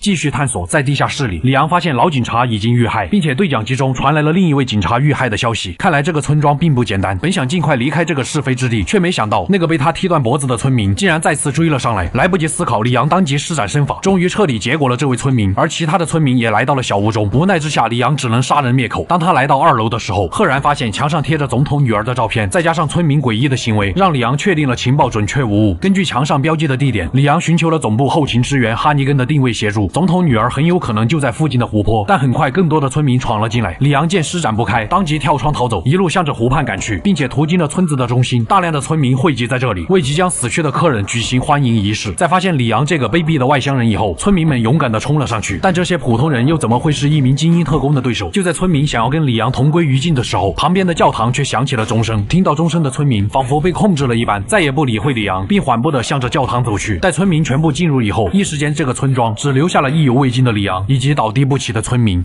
之后，在哈尼根的协助下，里昂再次向着湖边赶去，一路上都是动不动就要和自己拼命的村民。来到湖畔，里昂进入了旁边的小屋之中，发现一个村民正在疯狂敲打地下室的入口。解决掉村民以后，里昂在地下室里解救了一位不像本地人的外地人，可还没来得及多问，他的身后便出现了闻讯赶来的村长门德斯。村长轻松的就将里昂摔晕了过去，并且拿出了针管，将一种疑似寄生虫的生物注射进了他的体内。昏迷中，里昂看见了一个主教打扮的神秘人。再次醒来以后，里昂和那个外地人都已经被铁链绑了起来。外地人名叫路易斯，路易斯似乎知道里昂正在寻找总统的女儿，并且声称总统女儿已经被转移到了教堂之中。很快，热心的村民为正在发愁的二人送来了钥匙。里昂也不客气，用铁链扭断了村民的脖子。在解开手上的锁链以后，路易斯没等里昂多做询问，便先一步离开了案发现场。见路易斯身份神秘，于是里昂向总部汇报了情况，让哈尼根调查这个人的背景。前往教堂的路上，里昂遇见了一个神秘的商人，办理好贷款手续，并购买了足够防身的武器以后，里昂进入了村长门德斯的家中。通过调查的线索，这里的村民信奉的组织名为光明教，其主教萨德勒会定期举行献祭村民的仪式，甚至还会将迷路的背包客用于献祭。就在里昂准备离开的时候，村长却再次出现。里昂见状不敢大意，立马开枪射击，可村长却不痛不痒，依旧把里昂踢翻在地，似乎是察觉到了寄生虫已经开始在里昂体内繁殖。村长并没有下杀手。这时窗外出现了一个红色身影，在吸引了村长的注意后便迅速离开。等里昂缓过神来，哈尼根也调查到了路易斯的身份。原来路易斯曾是保护伞的一名研究员，但他出现在这里的目的却不得而知。虽然此时的保护伞已经彻底瓦解，但还是让里昂更加警惕起了路易斯。就在村长家门口，里昂还顺路解救了一只受伤的灰狼。当里昂一路来到教堂后，却发现大门已经被封锁。为了寻找开启大门的钥匙，里昂再次来到湖泊，并在这里发现村民把老警察的尸体扔进了湖水之中，紧随而至的就是一只大鲈鱼将尸体吞进了腹中。为了取得打开教堂大门的钥匙，里昂只能强忍心中的恐惧，驾驶快艇穿越湖泊，但中途快艇的发动机却意外熄火。果不其然，大鲈鱼袭击了里昂，可鲈鱼这种行为就是找死。里昂很快便用标枪结束了鲈鱼的生命，奈何体力消耗过大，再加上他体内的寄生虫已经繁衍到了初期，导致里昂咳血昏迷了过去。3个小时后，里昂终于苏醒，意识到寄生虫正在侵蚀自己的身体，他必须尽快找到总统的女儿。在将湖泊附近的洞穴搜刮一遍后，里昂顺利的拿到了钥匙。就在他赶往教堂的路上，一身巫衣打扮的村民唤醒了一只巨大的怪物，并且怪物的背后似乎像是被某种寄生虫控制了一样，变得越发的狂躁。俗话说得好，狼若回头，不是报恩就是报仇。就在里昂束手无策的时候，之前被他救下的灰狼替里昂吸引了怪物的仇恨，成功化解了这次危机。之后，里昂顺利的来到教堂，并在这里发现了警惕万分的总统女儿艾什莉。在解释了自己的身份和来意后，艾什莉放下了戒心，似乎是主教萨德拉感应到了里昂的到来，大量的村民向着教堂汇集而来。见情况危机，里昂安抚了一下艾什莉的情绪，便带着她从窗户离开了教堂。此时，哈尼根也发来了贺电，并告诉里昂前往撤离点乘坐直升机。可想要到达撤离点并不容易，逐渐恶劣的天气，再加上大量村民的阻挠，让这一路举步维艰。好在路易斯及时出现，将他们带到了小屋中。里昂本想质问路易斯的目的，但情况危机，三人只能先暂且逃离这里再说。就在他们关闭城门脱离危险后，艾什莉却像里昂一样开始咳血。路易斯见状上前解释了这种情况，原来里昂和艾什莉都被植入了一种叫普拉卡的从属型寄生虫，一旦宿主承受了普拉卡的寄生，它就会在体内开始生长。当生长到一定程度后，寄生虫就会控制他们的意识，并被植入了支配型普拉卡的主教萨德勒所掌控，成为村民那样的行尸走肉。好在他们还是处于早期阶段，可以通过外科手术取出寄生虫。无奈之下，里昂只能暂且相信路易斯所说的话。随即，里昂带着艾什莉撤离，而路易斯却找上了帮助过里昂的红色身影，正是那个换上了红色高领毛衣的艾达王。艾达没有废话，只是向路易斯索要一种名为琥珀的东西。路易斯却回答他并没有将琥珀带在身上，但可以去某个地方取回琥珀。回到里昂这边，由于天气恶劣，救援直升机无法靠近，他们只能想办法撑到天气好转才能离开。可在他们寻找安全区域的路上，竟然再次遇见了村长，二人只能在敌人的围追堵截下疲于奔命，可最终还是被村长堵住了去路。里昂只能打爆了燃油桶，但村长却因为爆炸现出了被普拉卡寄生的本体。无奈之下，里昂只能拼死反击，最终在几乎打光弹药以后，村长倒下了。二人逃离村庄，来到了一处城堡。刚好此时路易斯也在这里，并为他们准备了可以暂时抑制症状的药。于是二人在大量守卫的阻挠下，用大炮轰开了前往中庭的大门，准备与路易斯在那里会合。在一处大厅之中，城堡的主人拉蒙出现，并要求里昂交出艾什莉。原来在主教萨德勒的授意下，绑架艾什莉的真正原因，竟然是他们妄图通过艾什莉总统女儿的身份，用以控制美国总统，从而统治整个世界。拉蒙说完便独自离去，接着便是大量的信徒上前想要抓住艾什莉，但区区几个被寄生的信徒还无法奈何装备精良的里昂。通过一路的解谜和探索，二人也即将到达中庭，并与路易斯会合。可这时艾什莉体内的寄生虫短暂的接管了他的意识，甚至还对里昂发动了偷袭。虽然没能得逞，但二人也因此被铁门隔开。而在艾什莉清醒后，他却因为这件事陷入了极度的自责和恐惧之中，随即便情绪失控逃走了。无奈之下，里昂只能在城堡里面寻找艾什莉。当他进入一间房间后，艾达却悄然出现在了他的身后。在艾达使出一套歹徒兴奋拳以后，里昂顺利的将其拿捏，不过是和姘头之间的嬉戏而已。二人很快便完事儿。艾达担心里昂的安危，想要劝他放弃这次任务，但见里昂态度坚决，艾达也没有多说，随即便悄然离开。而接下来的探索中，城主拉蒙丝毫没有意识到问题的严重性，还在通过广播各种嘲讽里昂。在疯狂的屠戮了城堡里的信徒后，里昂终于找到了在这里自闭的艾什莉。经过了一番风趣幽默的安慰以后，艾什莉的情绪也稳定了下来，并且开始对里昂有了一丝丝喜欢和依赖。这时里昂从通讯设备里知道了路易斯遭遇了危险，于是当即带上艾什莉，准备前往舞厅与之会合。经过一路的相处，里昂见艾什莉也越发的得心应手。中途在与敌人的战斗中，里昂被困，手无寸铁的艾什莉只能独自行动，与身穿铠甲的敌人斗智斗勇。可在帮助里昂脱困后，他自己也再次被敌人掳走。而艾达也暗中注视着城堡里发生的一切，并且还在跟他幕后的人汇报取得琥珀的进展。恰好艾达也在这时看到了被掳走的艾什莉，并立马通知了焦急万分的里昂。眼见事态越发不可控，里昂当即向着艾什莉的所在杀去。无论遇到何种敌人，子弹便疯狂地向着对方身上倾泻。很快里昂找到了艾什莉，但此时城主拉蒙也在这里，并且里昂自己也被控制了起来。他只能眼睁睁地看着信徒强行将一种名为黑水的物质灌进了艾什莉的嘴里。在喝下黑水以后，艾什莉体内寄生虫的生长速度被明显加快了，而里昂也被扔进了深渊之中。好在他及时抓住了铁链，才勉强保住了性命。为了尽快救出艾什莉，里昂当即向着深渊外逃去。可他自己体内的寄生虫也开始有了更加强烈的反应。不过路易斯却拿着抑制药剂出现在了里昂的面前，在将药剂注射以后，里昂也得以短暂的脱离危险。路易斯也会和里昂一起前去营救艾什莉，而路易斯帮助他们的真正原因，是因为他曾帮助过主教萨德勒研究普拉卡寄生虫。可在研究的过程中，他渐渐发现了这种寄生虫的可怕，于是路易斯研制了抑制普拉卡的药剂。由于他和艾达前男友是大学同学的关系，艾达和其背后的组织便前来保护路易斯，条件就是让他交出普拉卡寄生虫的样本，而这个样本就被他们称作琥珀。可就在他们一起回到地面的路上，路易斯却被一把匕首刺中了后背，而匕首的主人名叫克劳瑟，曾与里昂同属于美国政府的秘密组织，但因为和里昂一次执行任务的过程中，克劳瑟见识到了生化病毒的强大，于是渴望力量的他便离开了原本的组织，开始寻求变强的方法。里昂没想到却在这里见到了昔日的战友，而克劳瑟表面上是在替光明教做事，但似乎他的目的也正是为了普拉卡的样本。眼见这种情况，里昂只好与克劳瑟战斗了起来，奈何克劳瑟战斗力相当惊人，就算里昂使用了最具特色的刀法，也占不了任何上风。关键时刻，路易斯拼尽最后一口气使用枪械，才勉强逼退了克劳瑟。而在路易斯临死前，他将自己实验室的钥匙交给了里昂，让他前去那里取出寄生虫，并救出艾什莉。随即他便停止了呼吸，而艾达也告知了里昂艾什莉现在所处的位置，强忍心中的悲痛，里昂再次前进，并一路杀到了钟楼的顶层，恰好发现了被拉蒙城主挟持的艾什莉，而城主也将艾什莉转交给了克劳瑟。当里昂赶到的时候，艾什莉已经被带走，心急如焚的里昂也不想跟城主废话，还没等城主说完台词，里昂便直接2枪胸口1枪头，但却让早已获得了普拉卡强大能力的城主现出了原形。里昂也不意外，立马给予了还击。很快，城主在里昂的火力覆盖之下倒了下去。当他一路追出去以后，克劳瑟已经带着艾什莉坐上了快艇。里昂本想驾驶另一艘快艇，但却发现竟然没有钥匙。而这时，艾达拿着钥匙悠悠地走了过来。随后，2人乘坐快艇，一路向着克劳瑟离开的方向追去。路上孤男寡女共处一船，气氛很是到位。里昂感叹着自己变了，但艾达只是说，其实里昂一点没变，还是那个老实人。艾达看向里昂的眼神也带着一丝喜欢和利用。在到达悬崖边以后，艾达先一步使用绳索发射器离开，只留下了里昂在船上连连感叹。之后，里昂一路向着前方的军事基地杀去，并通过窗户发现了留在拘留室内的艾什莉。在将这所设施里面的物品翻了个底朝天以后，他终于找到了开启大门的钥匙卡，成功的为艾什莉注射了抑制药剂。没过多久，艾什莉醒了过来，里昂也将路易斯的死讯告知了他。为了不辜负路易斯的期望，他们决定前往实验室清除寄生虫。而直觉告诉里昂，艾达一定知道实验室的位置。果不其然，艾达爽快地说出了实验室就在附近山顶上的圣殿里面。就在他们前进路上的设施中，意外发现了装有寄生虫的琥珀，而幕后黑手主教萨德勒也出现在了这里，并且立马控制住了2人，并让艾什莉举枪对准了里昂。好在艾什莉极力反抗，才让里昂勉强逃过了一劫，而他自己也不受控制的被主教带走。刚刚才救回的公主又在自己眼皮子底下被带走，这导致里昂彻底失去了耐心，立马跟着追了上去。而克劳瑟也拦在了他前进的路上，见昔日的战友已经无药可救，里昂立马与之战斗了起来。但这一次克劳瑟并没有占到多少便宜，于是他让里昂见识了一下自己被生化病毒赐予的力量。可就算是这样，克劳瑟也只不过是个低配版的 A 哥而已。很快，里昂就这样结束了克劳瑟罪恶的一生。紧接着，里昂一路杀向了艾什莉被带往的圣殿。面对固若金汤的圣殿堡垒，里昂也不装了，他再次拿起了曾经屠戮无数丧尸的火箭筒。而此时，总部的武装直升机支援也赶到了现场。仅仅几分钟的时间，整个堡垒便被他们攻陷了下来。但就在直升机准备接应里昂的时候，却被植入了寄生虫的飞行生物袭击，最终坠毁在了堡垒之内。无奈之下，里昂只能独自杀向圣殿。终于，他来到了圣殿的祭坛中心，艾什莉正躺在那里，而萨德勒也再次出现，并轻松控制住了里昂。到了这种时候，一直默默守护里昂的王阿姨也再次出手，成功的拖住了萨德勒。趁这个机会，里昂抱着艾什莉赶紧离开，但殊不知艾达也因此陷入了险境之中。里昂只能先一步带着艾什莉来到了实验室中，并在自动手术台上替艾什莉成功清除了体内的普拉卡寄生虫，而他自己也晕了过去。当里昂再次苏醒后，艾什莉也已经帮他完成了手术，并给了里昂一个大大的拥抱，解决了后顾之忧。他们现在要做的便是逃离孤岛。可当他们一路来到码头的时候，却发现艾达竟然已经被萨德勒抓获。见到心仪之人竟然遭受如此待遇，里昂立马让艾什莉在远处等待自己。匆忙之下，连后事都还没来得及交代。紧接着，他一路来到了被绑在高处的艾达面前，并一枪将他救了下来。而萨德勒也恭候多时，他趁机释放出手，死死地勒住了里昂命运的脖颈。脱困的艾达见到这种情况，再次伸出援手帮助里昂脱困。随即2人默契地抄起手中的枪，疯狂地向着萨德勒开火。但也因此让这个主教气急败坏，他同样也像村长和城主一样，展现出了体内寄生虫的力量，变成了一只丑陋无比的怪物。但主教这样做也只不过是增大攻击目标而已。里昂拿出火箭筒便向着主教开炮，主教倒在了制胜法宝火箭筒的炮火之下。但不甘心的主教再次让体型变得更加巨大，终究也只不过是徒劳的挣扎而已。最终，里昂将就他手里的权杖直接刺进了主教的大眼之中，而这个地方的邪恶势力也被里昂悉数歼灭。但与他一起作战的艾达也没有忘记自己的任务，他当着里昂的面拿起了地上的普拉卡样本。与此同时，前来接应艾达的直升机也停在了2人的眼前。果然，男人没有一个好的载具，饶是里昂也只能眼睁睁看着艾达坐上了直升机扬长而去。虽然道不同不相为谋，但艾达还是对里昂的事非常上心的。临走前，他送给了里昂一把摩托艇的钥匙，里昂和艾什莉也因此得以坐上摩托艇，趁着这里爆炸之前上演了一场速度与激情。2人在最后一刻冲出了即将倒塌的洞穴，里昂也圆满地完成了营救总统女儿的任务。爆炸引起的水花伴随着夕阳，让他们之间的气氛产生了一丝暧昧。而这个人送外号李三光的男人也成功地获得了总统女儿的芳心。可相比于加官进爵，从此走上人生巅峰，里昂还是无法忘怀早就在他心中扎根的王阿姨。随即2人的身影在夕阳下渐行渐远。故事的最后，艾达看着手里的普拉卡样本，联系到了他幕后的组织。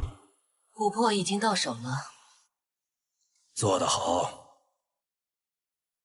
我有个问题，你打算拿它做什么？我付钱不是给你问问题的，你只需要知道，新的黎明就要来了，到时牺牲100人才有1人能幸存，而我正在加快黎明的到来。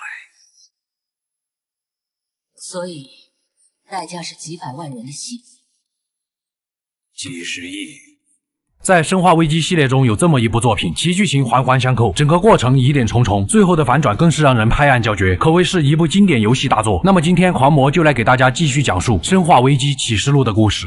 本作的故事发生在4代和5代之间，此时的保护伞公司已经彻底瓦解，但他们所遗留下来的各种生化病毒也被许多有心之人加以利用。彼时，一座建造耗时长达11年的海上太阳能城市特拉格里加在地中海上拔地而起，这也是世界上唯一一座完全依靠太阳能运作的城市。可很快，一个叫灰猎犬的组织打破了市民安居乐业的生活，他们觉得这里过于的安逸，不适合年轻人奋斗，于是灰猎犬便对特拉格里加发动了攻击。他们不仅释放了病毒，还派出了一种名为 BOW 的生物兵器，这一举动导致了前所未有的悲剧。为了阻止这场危机，世界上最大的反生物武器组织 FBC 在美国的号召下出面应对这次攻击，而另一个刚成立不久的非官方反生物武器组织 BSAA 因为资历不够，便以观察员的身份前来协助 FBC。BSAA 正是由吉尔和克里斯等人创办，他们的指挥官名叫奥布莱恩，但就算是这样，却还是无法扭转眼前的局面。无奈之下 ，FBC 的领导人摩根下令，利用特拉格里加上空的太阳能装置，彻底摧毁这座城市。这个装置也正是这个城市的能量来源。在阳光的汇集之下，城市连同生物兵器一起被抹去了。他们也将这次事件称之为福岛大恐慌。事情过后 ，FBC 领导人摩根宣称，他们已经成功的消灭了灰猎犬组织。本以为福岛事件就这样过去了，但在1年以后，海滩上出现了一种未知生物的尸体。于是 BSAA 指挥官奥布莱恩带领吉尔和帕克前往调查，他们发现尸体显然是被病毒感染所导致的。想来这件事情并不简单。就在此时，奥布莱恩接到了一通电话，原来是外出执行任务的克里斯和他的搭档杰西卡与总部失去了联系，而他们最后出现的坐标竟然是在地中海的一艘船上。于是吉尔和帕克立即向着那里赶去。果然，就在坐标处，赫然漂浮着一艘名为泽诺比亚女王号的豪华游轮。但这艘游轮似乎已经荒废了许久，并且散发着一股难以忍受的恶臭，地上都是船员的尸体，甚至还有被病毒感染的怪物。在他们解决掉怪物以后，很快便在一个上锁的房间里发现了被反绑双手的克里斯。为了打开房间，吉尔开始继续探索游轮，但他却发现了骇人的一幕：一个陌生的女人就在吉尔眼前被怪物杀害。可惜的是，并没有找到能够辨识女人身份的东西。好在吉尔找到了钥匙，随即他立马返回克里斯所在的房间，通过钥匙打开了房门。可在吉尔接触到克里斯以后，却发现竟然是个假人，而旁边的墙上正是灰猎犬的标志。当他们意识到这是个陷阱的时候，已经为时已晚。一个头戴防毒面具的神秘人出现，之前那个海上的坐标想必也是这个人故意为之的。果不其然，此时的克里斯与搭档杰西卡正在欧洲的某处山脉执行任务，目的正是为了调查很可能死灰复燃的灰猎犬组织。因为大雪的原因，他们才与 BSAA 总部失去了联系。即将到达目的地的时候，天空中一架失控的飞机坠落在了他们前进的路上，感觉10分得有12分不对劲的克里斯立马穿过飞机残骸，果然在前方不远处的基地发现了灰猎犬的标志，而他们也在此时收到了总部的信号，并得知吉尔和帕克为寻找他们前往地中海飘到失联的消息。想必这一切肯定是灰猎犬设下的圈套，于是克里斯和杰西卡立马向着地中海赶去。回到泽诺比亚女王号上，吉尔在客房中逐渐苏醒过来，在与失联的帕克取得联系后，才知道互相的腰子都还在。二人各自想办法离开了房间，并一路来到驾驶室，可这里的通讯设备已经损坏。就在此时，二人驾驶来的船竟被炸毁，并且一个神秘人突然出现，想要偷袭吉尔，而这个人正是帕克曾经的队友雷蒙德。原来在1年前的福岛事件中，帕克和与克里斯在一起的杰西卡都隶属于 FBC， 雷蒙德也只是个练习2年半的见习生。就在福岛即将被摧毁的前夕， BSAA 指挥官奥布莱恩找上了 FBC 领导人摩根，质疑他这种摧毁城市的做法只不过是治标不治本，甚至还会催生出更多的灰猎犬组织。奈何摩根已经下定了决心，他根本不在乎没有什么影响力的 BSAA。 很快一行人便搭上了直升机，在太阳能装置汇集阳光照射向城市以后，高楼大厦开始瓦解，这座海上乐园也很快不复存在。因为摩根的强硬手段，导致帕克和杰西卡转头向 BSAA， 而雷蒙德则继续留在了 FBC。 回到现在，帕克看着眼前的雷蒙德，质疑为什么 FBC 的人会出现在这里。雷蒙德只是轻蔑地表示，帕克他们甚至连自己为何在这里，在跟什么东西战斗都不知道，随即便转身离去。看来这艘船上肯定有着关于福岛事件背后的秘密，可当务之急还是得和总部取得联系。当他们好不容易穿过满是怪物的船舱取得钥匙，并来到紧急联络室以后，赫然发现这里的设备也被破坏了，就连雷蒙德都毫不知情。与此同时，屏幕上的灰猎犬组织向全世界发布了声明，他们拥有能够感染海洋生物的 T 深渊病毒，任何鱼类接触到这种病毒都会瞬间变成可怕的怪物，而他们有办法感染地球上1/5的水源。发表声明的这个人也正是灰猎犬的首领诺曼。这个消息让所有人都坐立不安，于是奥布莱恩立马派遣手下的逗比2人组昆特和奇斯前去之前克里斯发现的灰猎犬基地调查线索，而克里斯和杰西卡也在漫无目的搜寻着吉吉尔的所在。回到吉尔这边，他们觉得 T 深渊病毒很有可能就在这艘名叫泽诺比亚女王号的船上。不过当务之急是先需要恢复游轮的电力。在他们即将动身的时候，雷蒙德送给了他们方便通行的钥匙，并希望吉尔能够帮忙寻找和他一起前来的同伴瑞秋。这个瑞秋正是一开始吉尔遇到的那个被怪物杀掉的女人。此时的瑞秋已经变异成了怪物，还不时的趁机偷袭吉尔两人。好在火力够猛，瑞秋很快就倒下了。没有了阻碍，他们顺利的恢复了游轮的电力系统，但离开的大门立马就被锁死，并且不断往他们所在的控制室里排水。一瞬间，海水便即将没过他们的胸口。好在之前奥布莱恩派去灰猎犬基地寻找线索的逗比二人组，成功的在飞机残骸主机上找到了游轮的坐标。通过坐标，克里斯和杰西卡降落在了游轮之上，并一路向着吉尔所在的舱内赶去。终于在最后一刻破开了底舱的大门，然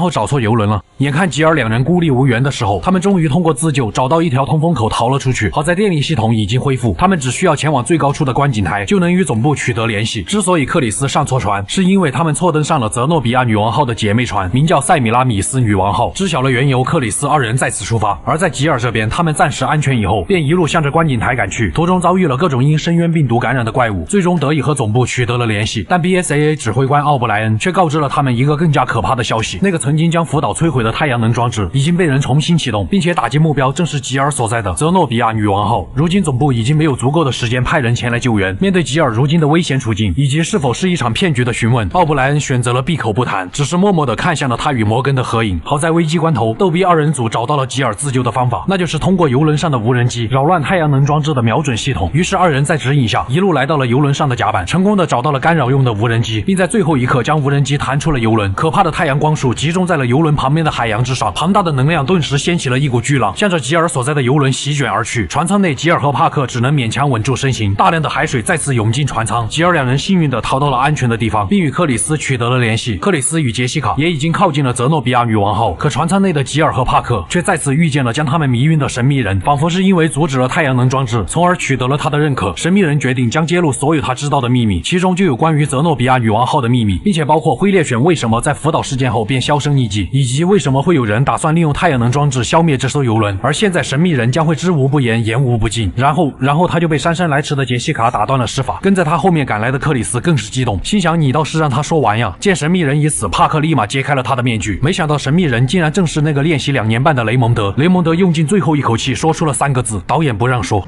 重新集结的4人还没来得及多想，船体便再次发生了剧烈的摇晃。为了阻止深渊病毒污染地中海域，吉尔和克里斯出发前往实验室寻找病毒的踪迹，杰西卡则和帕克想办法延迟游轮的沉没。在双方互换同伴以后，克里斯与吉尔一路潜水，终于来到了泽诺比亚女王号的实验室中。顿时巨大的深渊病毒培养容器映入眼帘，看来灰猎犬所说的话确实是真的。另一边，逗比二人组在飞机残骸附近的地堡终于找到了幕后的真相，似乎灰猎犬组织的出现都是由 BSAA 指挥官奥布莱恩一手策划，目的似乎是为了针对某个人而设计的。就在逗比二人组准备将更多的真相传回总部的时候，他们所在的地堡却遭到了轰炸。至此，逗比二人组与 BSAA 失去了联系，但真相却在断掉片刻以后继续开始了传输。回到实验室内，吉尔和克里斯准备销毁眼前的病毒。在寻找销毁方法的路上，吉尔通过员工尸体上留下的笔记得知，竟然是 FBC 领导人摩根在私下早已和灰猎犬组织有了 PY 交易。果不其然，就在吉尔拿到了通行码，准备销毁深渊病毒的时候，通过屏幕出现的摩根道出了所有的真相，正是他为了扩大自己的影响力以及销毁和灰猎犬暗中勾结的证据。于是摩根一手策划了灰猎犬袭击福岛的事件，然后作为始作俑者的摩根再像救世主一样出现，就能利用太阳能设备将知晓自己秘密的灰猎犬与证据一起毁灭。而2年半练习生雷蒙德也正是奥布莱恩安插到摩根身边的间谍，但对于这件事摩根却丝毫不慌，因为他在船上的4人小队中同样也安插了间谍，而间谍正是与他们刚刚会合的杰西卡。此时的杰西卡正准备启动游轮的自毁程序，从而摧毁相关的证据。好在当初雷蒙德临死前并不是说的导演不让，而是告诉了帕克杰西卡正是那个间谍，宁可信其有。于是帕克将枪口对准了杰西卡。更加出人意料的是，雷蒙德竟然靠着防弹衣活了下来。但这时帕克却心软了，想要坐下来好好聊一下，奈何杰西卡眼里只有克里斯，于是他打上了帕克，并趁机启动了自毁程序。另一边，吉尔和克里斯也得知游轮即将被毁，于是立马向着船外逃去。就在他们逃跑的路上，遇见了重伤的帕克，可想要带个伤员争分夺秒的逃离，几乎是不可能的。途中帕克也只能舍身取义的掉入了火海。他们强忍心中的悲痛，一路来到游轮的甲板之上，但一只巨大的怪物拦住了他们的去路，甚至摧毁了前来接应的直升机。好在他们还是顺利搭上了另一架直升机，并利用上面冒蓝火的加特林以及火箭弹，顺利的将怪物击杀。最后吉尔和克里斯2人成功逃脱，但揭露摩根的证据也随着同时启动自毁程序的2艘游轮一起葬送在了海底。见事已至此，奥布莱恩便将他的秘密告诉了2人。原来在当初的福岛事事件中，练习生雷蒙德无意之间发现了摩根与灰猎犬的 PY 交易。经过了这件事情，心地善良的雷蒙德私下与奥布莱恩达成了协议。雷蒙德将计就计，在 FBC 做起了间谍，并且在故事的一开始策划了灰猎犬卷土重来的计划，甚至没有将这件事情告诉任何人，其目的正是为了让幕后黑手摩根露出马脚。然而他们还有一个扭转局面的王牌，就是那份逗比二人组冒死传回的真相，那就是装载深渊病毒的游轮可不仅仅只有被摧毁的那2艘，还有一艘便是与海上都市一同沉没的迪多女王号。就在吉尔和克里斯刚刚了解了前因后果，摩根却先下手为强，派遣 FBC 的人控制了 BSAA 总部，并将奥布莱恩以涉嫌勾结灰猎犬的名义逮捕。如今最后的希望寄托在了克里斯和吉尔的身上，两人立马来到海上都市的沉没地点，并在沉船里发现了1年前灰猎犬首领诺曼的录像。不甘心的诺曼对摩根可谓是恨之入骨，于是他干脆将 T 深渊病毒注射进了自己的体内，并带着摩根与他的 PY 交易录像永远的留在了沉没的迪多女王号上。在二人拼尽全力的寻找之下，终于来到了坐在灰猎犬标志下的诺曼面前。此时的诺曼在深渊病毒的作用下还痛苦的活着，甚至不慎将录像掉在了脚下。吉尔见状也不客气的捡了起来，但诺曼已经将一切活着的人当成了摩根。在无穷恨意的驱使下，诺曼使用了第2瓶深渊病毒。一阵可怕的变异过后，诺曼变成了一个心脏外露、可以瞬间移动以及使用分身的怪物。终究双拳难敌4手，再可怕的怪物也挡不住无限子弹的步枪。最终变异的诺曼倒下了，灰猎犬彻底宣告灭亡。而作为 FBC 领导人的摩根，因为他所犯下的罪行被公之于众，当场被奥布莱恩反客为主，解除了他领导人的职位。至此，福岛事件的真相被揭露， FBC 因此遭到解散，大部分人员和资源被转移到了 BSAA， 而这个没有什么话语权的反生化武器组织就成为了最大的赢家。故事的最后，逗比二人组在低保轰炸中存活了下来，并靠着卓越的功绩成为了 BSAA 东非分部的领导者。而帕克在舍身取义后被一同逃窜的雷蒙德所救，并在地中海漂流一段时间后获救。经过1个月的治疗，帕克重新回到了 BSAA 总部。作为指挥官的奥布莱恩则决定承担这次行动的一切后果，索性从领导者的职位退下，成为顾问。至于吉尔和克里斯，他们并不知道接下来有什么可怕的命运在迎接他们。接下来便是结尾最具反转性的一幕，练习生雷蒙德和间谍杰西卡依然活着，并且二人在一间餐厅相安无事的会面。雷蒙德很自然将深渊病毒交给了杰西卡，而在他们口中，那个曾经的 FBC 最高掌权者摩根则被他们幕后的公司暗中处理掉了。也就是说，二人都在为一个公司效力，属于是3面间谍了。那么后续的故事会如何发展？我是修片狂魔，咱们下期再见。在生化危机启示录的故事结束后不久，克里斯和吉尔收到了 BSAA 总部一个重要的情报，那就是早已被瓦解的保护伞公司创始人之一斯宾塞正在一座古堡之中。跟着线索，他们深入了古堡的内部，可此时的斯宾塞已经被杀害，杀死他的正是克里斯一直在寻找的宿敌威斯克。威斯克曾在1代的洋馆事件中背叛了克里斯所在的特别战术小队，原本应该在洋馆中丧生的威斯克，通过某种病毒重生，并获得了超越常人的力量。而克里斯前来调查古堡的原因，也正是为了寻找这个背叛他的威斯克。来不及细想为什么他会杀掉斯宾塞这个保护伞的创始人，二人立马扣动手中的扳机。但此时的威斯克已经不是人类所能抗衡，他轻松地躲避了所有向自己射来的子弹。克里斯和吉尔只能被他玩弄于股掌之中。就在克里斯即将遭受生命危险的时候，吉尔不顾自身的安危，强行带着威斯克跌入了悬崖。而作为一个普通人的克里斯却什么也做不了。这件事情过后， BSAA 总部对其进行了搜救，可吉尔和威斯克的尸体都没有被找到，最终他们只能默认了吉尔的死亡。几年后，克里斯前往非洲执行任务，原因是在保护伞公司瓦解后，生物兵器流进了黑市，并被许多有心之人加以利用。世界各地都发生了利用生物武器攻击平民的事件，这也意味着新的生化危机即将拉开帷幕。为了避免再一次发生浣熊市那样的悲剧，作为反生物武器组织 BSAA 的其中一员，克里斯前往非洲的目的就是为了逮捕当地的生物武器商人埃尔文。在克里斯到达一座小镇后，前来接应他的是 BSAA 成员谢娃。身为本地人的谢娃也顺理成章的成为了克里斯的搭档和向导。而根据之前的情报，总部的 A 小队已经准备先一步前去执行抓捕生物武器商人埃尔文的行动。随即，克里斯和谢娃开始熟悉起了当地的风土人情。小镇上安保措施严格，百姓们安居乐业。充满活力的青年为了追求更加健康的生活方式，选择了共同锻炼身体。在当地居民的注视下，二人与总部的线人碰头，线人为他们提供了武器，并告知他们生物武器商人埃尔文即将在广场进行交易。但临走前，线人却神秘兮兮地询问起了可以改变世界平衡的响尾蛇计划。但在克里斯的眼里，这只不过是个谣传而已。线人却对这件事情非常的认真，看来得需要尽快找到那个黑市商人埃尔文。就在他们前往广场的路上，不可思议的一幕发生了。只见2个本地人将一种疑似火龙果的生物强行塞进了受害者的嘴里，顿时受害者就像吃到了人间美味一样，表情逐渐狰狞到流血，并且立马向着克里斯冲了上去。在解决掉热情的受害者以后，克里斯发现似乎是某种新型的生化病毒，心中越发不安的他当即与谢娃快速向着广场赶去。果不其然，一路上都是发狂的居民，与在浣熊市的丧尸不同，他们的手里都拿着各自的武器。就在他们来到广场以后，赫然发现之前与他们碰头的线人已经被这些发狂的居民控制，并在众目睽睽之下将之处死。死。而居民们也很快发现了克里斯二人，在大量居民的围攻下，二人只能疲于奔命。好在总部派遣的直升机为他们提供了火力支援，炸开了离开这里的铁门。途中，他们遇到了一个金发的女人，本想施以援手，但这个女人已经感染了病毒。无奈之下，克里斯只能帮她结束了痛苦。当他们来到黑市商人艾尔文的交易现场后，却发现先一步到达的 A 小队已经全军覆没，只剩下了奄奄一息的队长。他们收到的交易生化兵器的线索，竟然是对方设下的一个陷阱。队长临死前把收集到的资料交给了克里斯，让他将资料传回总部。就在他们前往附近的仓库传回资料的途中，一只巨大的变异体拦住了他们的去路。可怕的是，枪械无法对他造成任何伤害。这个变异体也是 A 小队全军覆没的罪魁祸首。好在克里斯急中生智，利用焚化炉将怪物烧成了灰烬。随后二人来到仓库，将数据传回了 BSAA 总部，并提到了这里发狂的居民，似乎很像4代中西班牙村民所感染的普拉卡寄生虫。如今也只有想尽一切办法逮捕那个黑市商人艾尔文，才能知道事情的真相。随后总部告知了他们，艾尔文正在往附近的矿山逃去，并且会派遣 D 小队前去协助克里斯。就在他们前进的路上，本想再次提供火力支援的直升机遭到了大量飞行生物兵器的袭击，这导致了直升机坠毁。二人立马赶到了坠毁现场，没料到竟然遭遇了恶灵骑士。猝不及防下，克里斯和谢娃被这些恶灵骑士包围。好在 D 小队成员及时赶到，迅速的帮他们化解了这场危机。安全之后，他们见到了小队队长乔许。乔许也曾教导过谢娃，他将从硬盘里得到的资料交给了克里斯。在将资料读取后，克里斯竟然发现了早已被总部判定为死亡的吉尔，这也说明了吉尔很有可能还活着。克里斯心中更加坚定了抓住黑市商人艾尔文的想法。二人当即穿过矿洞的深处，来到了矿山的控制室内。果然在这里发现了艾尔文。就在双方僵持的时候，一个身着长袍的神秘人破窗而入，迅速的将艾尔文救走。紧接着，他们在控制室内的文档中找到了艾尔文下一步的去向，正是位于附近沼泽地的油田。在 D 小队一名司机的建议下，他们坐上了吉普车，沿路击退了大量的恶灵骑士。但很快，他们便发现了大量 D 小队成员的尸体。见此情况，司机连忙下车查看，但杀死 D 小队成员的巨型怪物也随之出现。面对这种庞然大物，二人只能登上吉普车，利用上面的重机枪疯狂扫射怪物。而这头怪物同样也是被类似普拉卡的寄生虫控制，跟4代中里昂所遭遇的如出一辙。再结合之前村民的模样，也已经确认了这是一种新型的普拉卡寄生虫所导致的。在勉强杀掉怪物以后，克里斯深知如今的情况已经不是他们所能解决，所以他让谢娃先行撤退，他自己则准备独自前去寻找吉尔。但谢娃现在可是已经和克里斯有了过命的交情，他自然也执意跟着克里斯一起行动。二人坐上快艇，一路向着油田赶去。在路上，谢娃说出了自己的身世，他的父母因为保护伞公司的生化兵器实验被害，为了替父母讨回公道，并打击生化武器的制造，所以他毫不犹豫地加入了 BSAA。平静的时光很快便结束，通往油田的沼泽地区，当地的土著也被寄生虫感染，变得极度疯狂。在经过了艰难的战斗过后，二人终于来到了油田，并在油田的仓库内发现了 D 小队队长乔许。他在与敌人的战斗中不幸被抓，才沦落到了这里。还没来得及多做解释，大量被新型普拉卡寄生的人冲了出来，他们只能边战边退，并在码头见到了准备逃走的艾尔文和神秘人。终究还是晚了一步，艾尔文启动了油田的自毁程序，驾驶油轮离开了这里。好在乔许找到了另一艘快艇，三人赶在爆炸之前脱离了危险。很快，他们追上了艾尔文，并登上了油轮。艾尔文见自己无路可退，于是他将神秘人交给他的普拉卡寄生虫注射进了自己的体内。在跃进水中后，很快就变异成了一只巨大的怪物，甚至长出了数只可怕的触手。可就算是这样，他也赢不了战斗经验丰富的克里斯。克里斯很快便找准了他的本体，在不断的攻击下，艾尔文从怪物的体内脱离出来。见他还有一口气在，克里斯连忙询问他们的阴谋。艾尔文只是提到了一个能够改变世界格局的响尾蛇计划，这个计划的真相可能比他们想象的更加可怕。而想要知道响尾蛇计划的真相，就需要去往前方的洞窟中寻找答案。无奈之下，三人来到了洞窟之中。乔许决定先一步回去请求总部的支援。在和乔许分别后，克里斯和谢娃继续向着洞窟深处前进。很快，他们便发现了一座古老的遗迹废墟，这里充斥着大量的机关和陷阱，以及当地土著的埋伏。在解开了这里的一道道谜题，穿过各种宏伟的建筑群后，他们终于来到了遗迹的最深处，发现了其中所隐藏的秘密。只见巨大的祭坛之上种满了名为太阳花的植物，也可以称之为太阳阶梯。这种太阳花能够用于制作始祖病毒，而始祖病毒正是衍生出大部分病毒的起源，像 T 病毒和深渊病毒都是在始祖病毒的基础上所开发的。克里斯还发现了保护伞公司遗留的标志，甚至还有在后面到来的三联公司。这个三联公司也是 BSAA 的赞助商，他们来到这里的目的也正是为了研究太阳花。而三联公司则在保护伞瓦解后，继续开始研究起了这种植物。顺着一旁的通道，他们来到了一所实验设施中，这里装满了储存人类身体的容器。这些人都是被三联公司抓走，用来进行生物实验的受害者。见到这一幕，克里斯当即使用控制台查询到了吉尔所在的容器，并将之调了出来。可他们却惊讶地发现，容器里并没有吉尔的身影。这时，三联公司的非洲分部代表艾克谢拉出现在了屏幕之上，并警告他们不要再继续调查下去。克里斯见这个女人肯定知道什么秘密，于是立马决定将艾克谢拉捉拿归案。途中，克里斯通过无线电意外得知，威斯克竟然也在这里，想必所谓的响尾蛇计划以及三联公司的所作所为都和他脱不了干系。艾克谢拉见克里斯对自己穷追不舍，于是便让他们见识了一下什么是响尾蛇计划。原来这个所谓的计划，正是通过这种响尾蛇病毒制造出一批具有强大适应能力的变异者，而这种响尾蛇病毒也正是根据始祖病毒进行基因改造和演化而来。在人类感染这种病毒后，如果能够成功适应，就会保留意识并获得力量，反之就会成为丧失意识的怪物。至于三联公司的野心，也不仅仅局限于将这种病毒卖给他人。随后克里斯用火箭筒解决了这头怪物，结合之前的种种原因，看来正是威斯克和三联公司打造了响尾蛇计划，而他们的目的是为了将病毒感染全人类，从而筛选出其中的弱者，并创建一个更加强大的种族。一旦让他们得逞，后果不堪设想。于是克里斯和谢娃再次动身，成功的追上了艾克谢拉。这时那个长袍神秘人再次出现，试图偷袭二人。克里斯反应迅速，在搏斗中打掉了神秘人的面具。就在此时，一直身在暗处的威斯克现身了，他没有多做隐瞒，直接拉开了神秘人的兜帽。而这个神秘人竟然正是克里斯一直在苦苦寻找的吉尔，但吉尔已经感染了响尾蛇病毒，并被威斯克控制。他不由分说便再次大打出手。克里斯不愿伤害同伴，二人也只能被打得狼狈不堪。威斯克似乎并没有什么心情理会他们，口中说着还有其他事要忙，于是便留下了吉尔独自一人离开了这里。随后吉尔则暴露了胸口的某种装置，现在唯一的办法就是将那个东西拆下来。克里斯没有废话，直接上前就开始硬拽控制吉尔的仪器。在经过了多次的尝试过后，仪器被成功取下，吉尔也缓慢地恢复了意识。在向二人道歉后，吉尔让他们赶紧去追威斯克，因为他离开的目的正是为了将响尾蛇病毒散播到世界各地。如今也只有克里斯能够阻止他了。告别吉尔以后，他们发现了一艘巨型货轮，威斯克也正和艾克谢拉登上了货轮。很快克里斯二人潜入了船上，一路来到了船舱的内部，并在这里发现了试图隐瞒什么的艾克谢拉。可惜的是，他们的手下留情，导致艾克谢拉逃走。但谢娃也发现了一种名为 PG67 的药物，似乎是一种相当重要的东西，而这一切都被威斯克看在了眼里，并在接下来揭露了他为什么会杀死保护伞创始人之一的斯宾塞。在当初威斯克先一步赶到古堡后，斯宾塞说出了关于威斯克身世的真相。原来斯宾塞意图通过始祖病毒让人类实现进化，于是他挑选了数百名高智商父母所生的孩子作为实验对象，一旦成功，这些孩子将会辅佐斯宾塞成为神。可在注射了实验病毒后，只剩下了少部分生还者，而斯宾塞自己也因为保护伞的瓦解导致计划被终止。如今就算是成为了神，斯宾塞也无法抗衡岁月的侵蚀。作为当初的实验对象，威斯克心中有着斯宾塞灌输的价值观，于是他毫不犹豫地说了一些掏心窝子的话，只有真正拥有力量之人才能成为神。所以威斯克延续了斯宾塞的理念，才打造了意图进化全人类的响尾蛇计划。回到克里斯这边，他和谢娃来到了尸体堆积成山的甲板之上，并发现了艾克谢拉。此时的艾克谢拉已经被威斯克注射了病毒，在他不甘的眼神下，逐渐吸收周围的尸体，变异成了一只巨大的怪物。在逃无可逃的情况下，克里斯只能拿起手里的火箭筒，不断地向着巨型怪物射击。最终怪物倒在了众生平等火箭筒的炮火之下。而在轮船的控制室中，克里斯得知了威斯克打算如何将响尾蛇病毒散播到全世界，那便是利用轰炸机装载携带响尾蛇病毒的导弹，只要轰炸机到达对流层就会发射，随着导弹飞散的病毒便会随风飘散到世界各地，届时全世界的人类都会集体飞升，威斯克就能成为超级人类的主宰。就在克里斯发愁之际，吉尔通过电话带来了一个好消息，之前他们偶然得到的一种名为 PG67 的药物，正是威斯克用来稳定体内病毒的必需品，可一旦过度的注射，效果就会像毒药一样。得知了这个重要的消息，二人再次向着轰炸机的所在赶去，果然在那里发现了威斯克，可他们依旧无法奈何行动敏捷的威斯克。于是克里斯决定赌上一把，他一把抱住了威斯克，谢娃趁这个机会把药物注射进了其体内。威斯克眼见情况不妙，强忍药物带来的痛苦逃进了轰炸机内，并将之启动。克里斯二人自然不会放过这个机会，他们在轰炸机起飞的前一刻成功的爬了上去。来到内部，双方再次大打出手。眼见威斯克状况逐渐好转，谢娃急中生智，一把拉开了舱门，在巨大的高速气流下，轰炸机迫降在了满是岩浆的火山口之中。侥幸生还的二人成功的从飞机内逃了出来，而威斯克也已经被逼到了暴走的地步。他毫不犹豫的吸收了大量响尾蛇病毒，进化出了由触须和钢铁组成的触手，并开始疯狂的挥舞。可他也因此失去了原本的速度。克里斯也不慌不忙的掏出了火箭筒，最终威斯克被打败了，并跌入了岩浆之中。恰好此时吉尔和乔许驾驶直升机赶到，二人成功登上直升机逃出升天。但不甘的威斯克发出了最后的怒吼，他用触手死死的拉住了直升机。见这个大势已去的神还在做无谓的抵抗，于是克里斯和谢娃双双掏出了火箭筒，并扣动了扳机。随着导弹命中目标，威斯克也彻底沉入了岩浆之中。他们也终于完成了守护世界的任务。克里斯看着眼前吉尔和谢娃对自己展露的笑容，或许这才是他如此拼命的去守护这个世界的价值吧。我是修篇狂魔，咱们下期再见。你经历过最恐惧的事情是什么？这种名为 T 恐惧的病毒，可以在宿主陷入极度恐慌的时候，使其迅速产生变异。反之，只要宿主能够克服恐惧，病毒就不会造成任何伤害。俗话说得好，一切的恐惧都来源于火力的不足。而在这款游戏里的主角们，是否又能够克服恐惧？狂魔今天就来给大家继续讲述这部《生化危机启示录2》。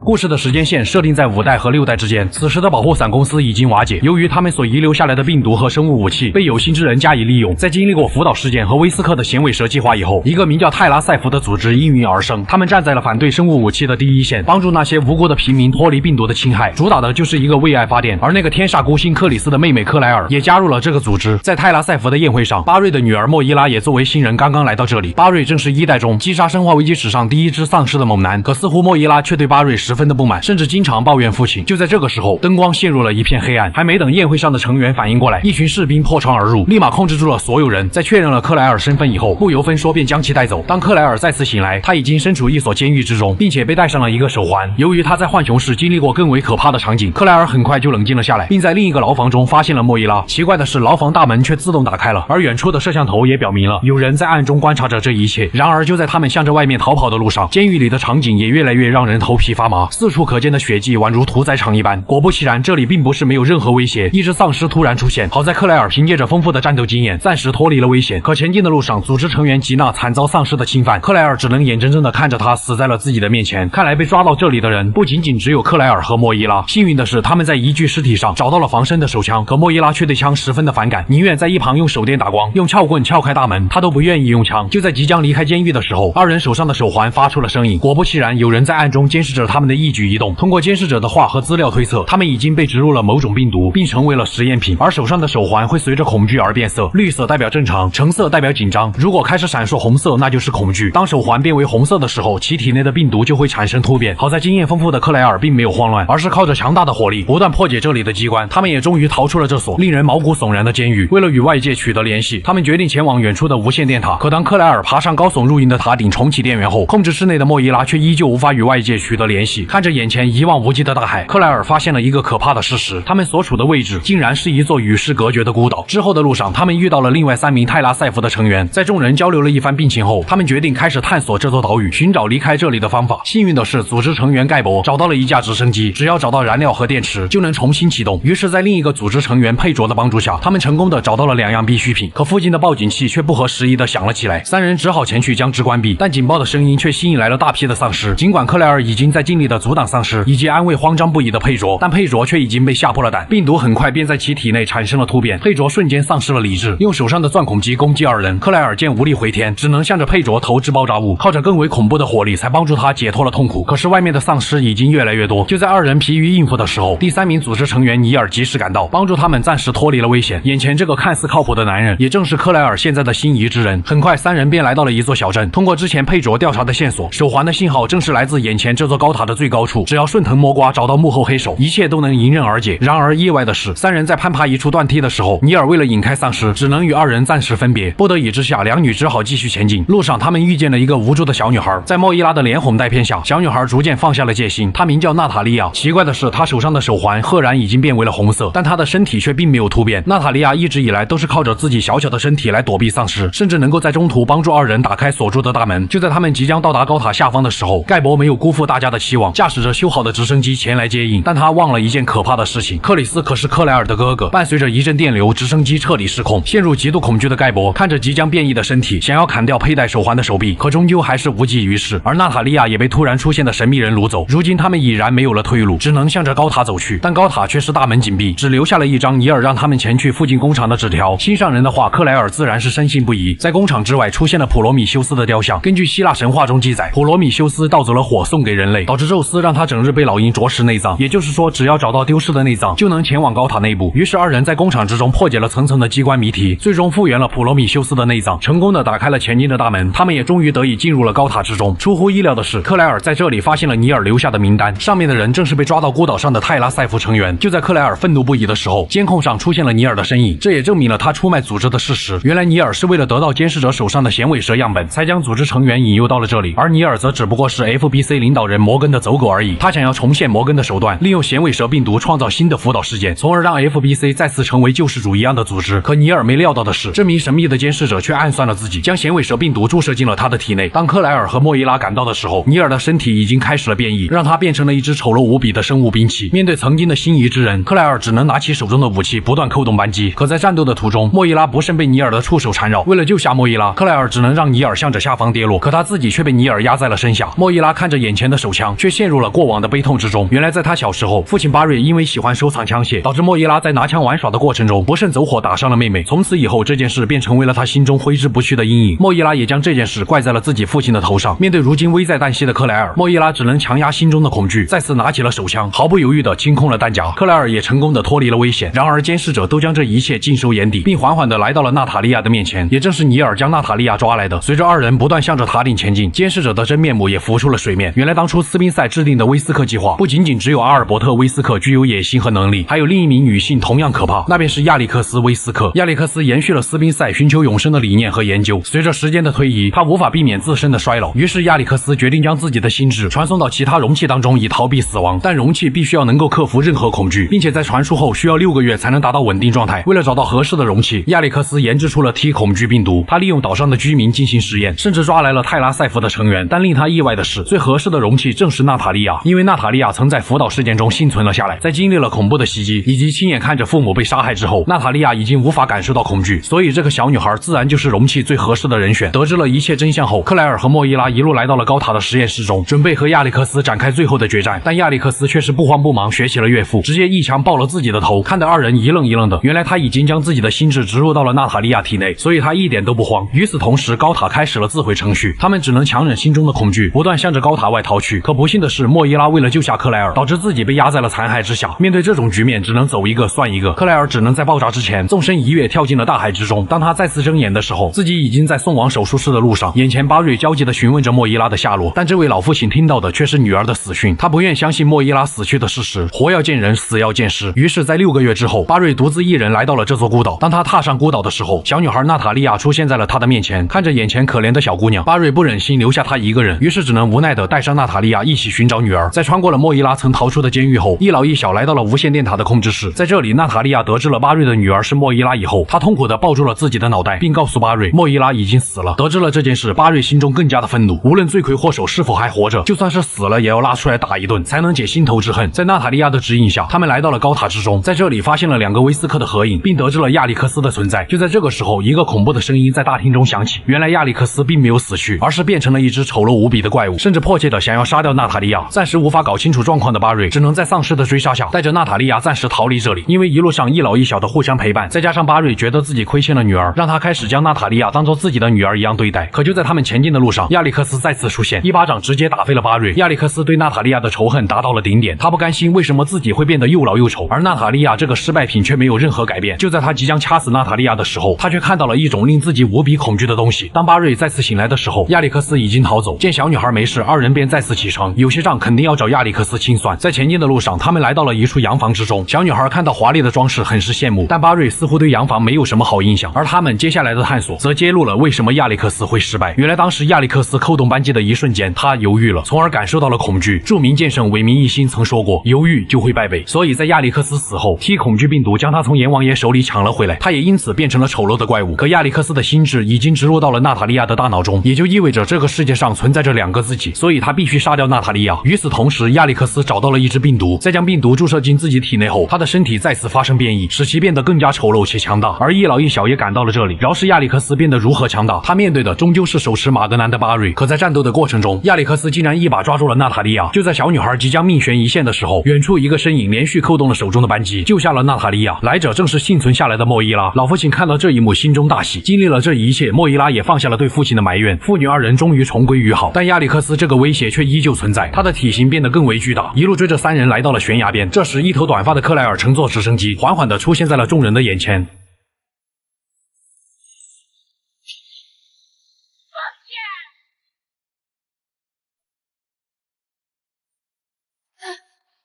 Moira, I'm so sorry. You were in trouble. And you came back with a chopper and a sniper rifle and a fucking off. Shut up!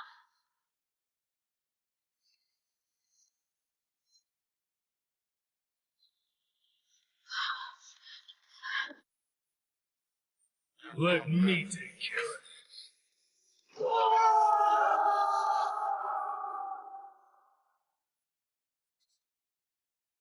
Are you sure you don't need me, Barry?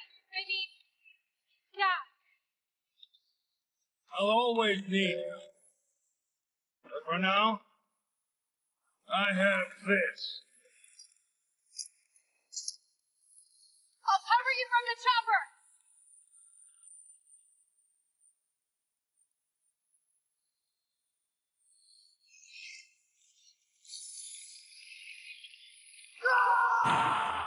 而在接下来的战斗中，巴瑞在下方肉身吸引仇恨，克莱尔则看向了直升机上的火箭筒。随着克莱尔扣动扳机，这位女威斯克就像男威斯克一样，身体逐渐在剧烈的爆炸中分崩离析。经历了这半年噩梦般的体验，父女二人重归于好。巴瑞也决定收养娜塔莉亚，并将她视作自己的女儿对待。故事的最后，克莱尔接到一通电话，得知了哥哥克里斯此时正在中国。克莱尔只好无奈地说道：“让皮尔斯好好照顾他。”生化危机6的故事也即将拉开帷幕，而此时已经在巴瑞家中的娜塔莉亚却露出了邪魅的一笑。在生化危机系列中，有着许多让人印象深刻的角色，其中就有玩家们永远得不到的女人艾达王，只是路过都会让附近载具心惊胆战的里昂和克里斯，就连磕队友这个属性，二人也是不相上下。而在这一作中，他们不约而同的前往了位于中国的虚构城市蓝翔，应对又一场生化危机，并且里昂和克里斯这两个天煞孤星，还为了争夺艾达王不惜大打出手。那么究竟是什么原因造就了如今的局面？今天黄魔就来给大家继续讲述系列出场角色和故事线最多的一部作品《生化危机6》。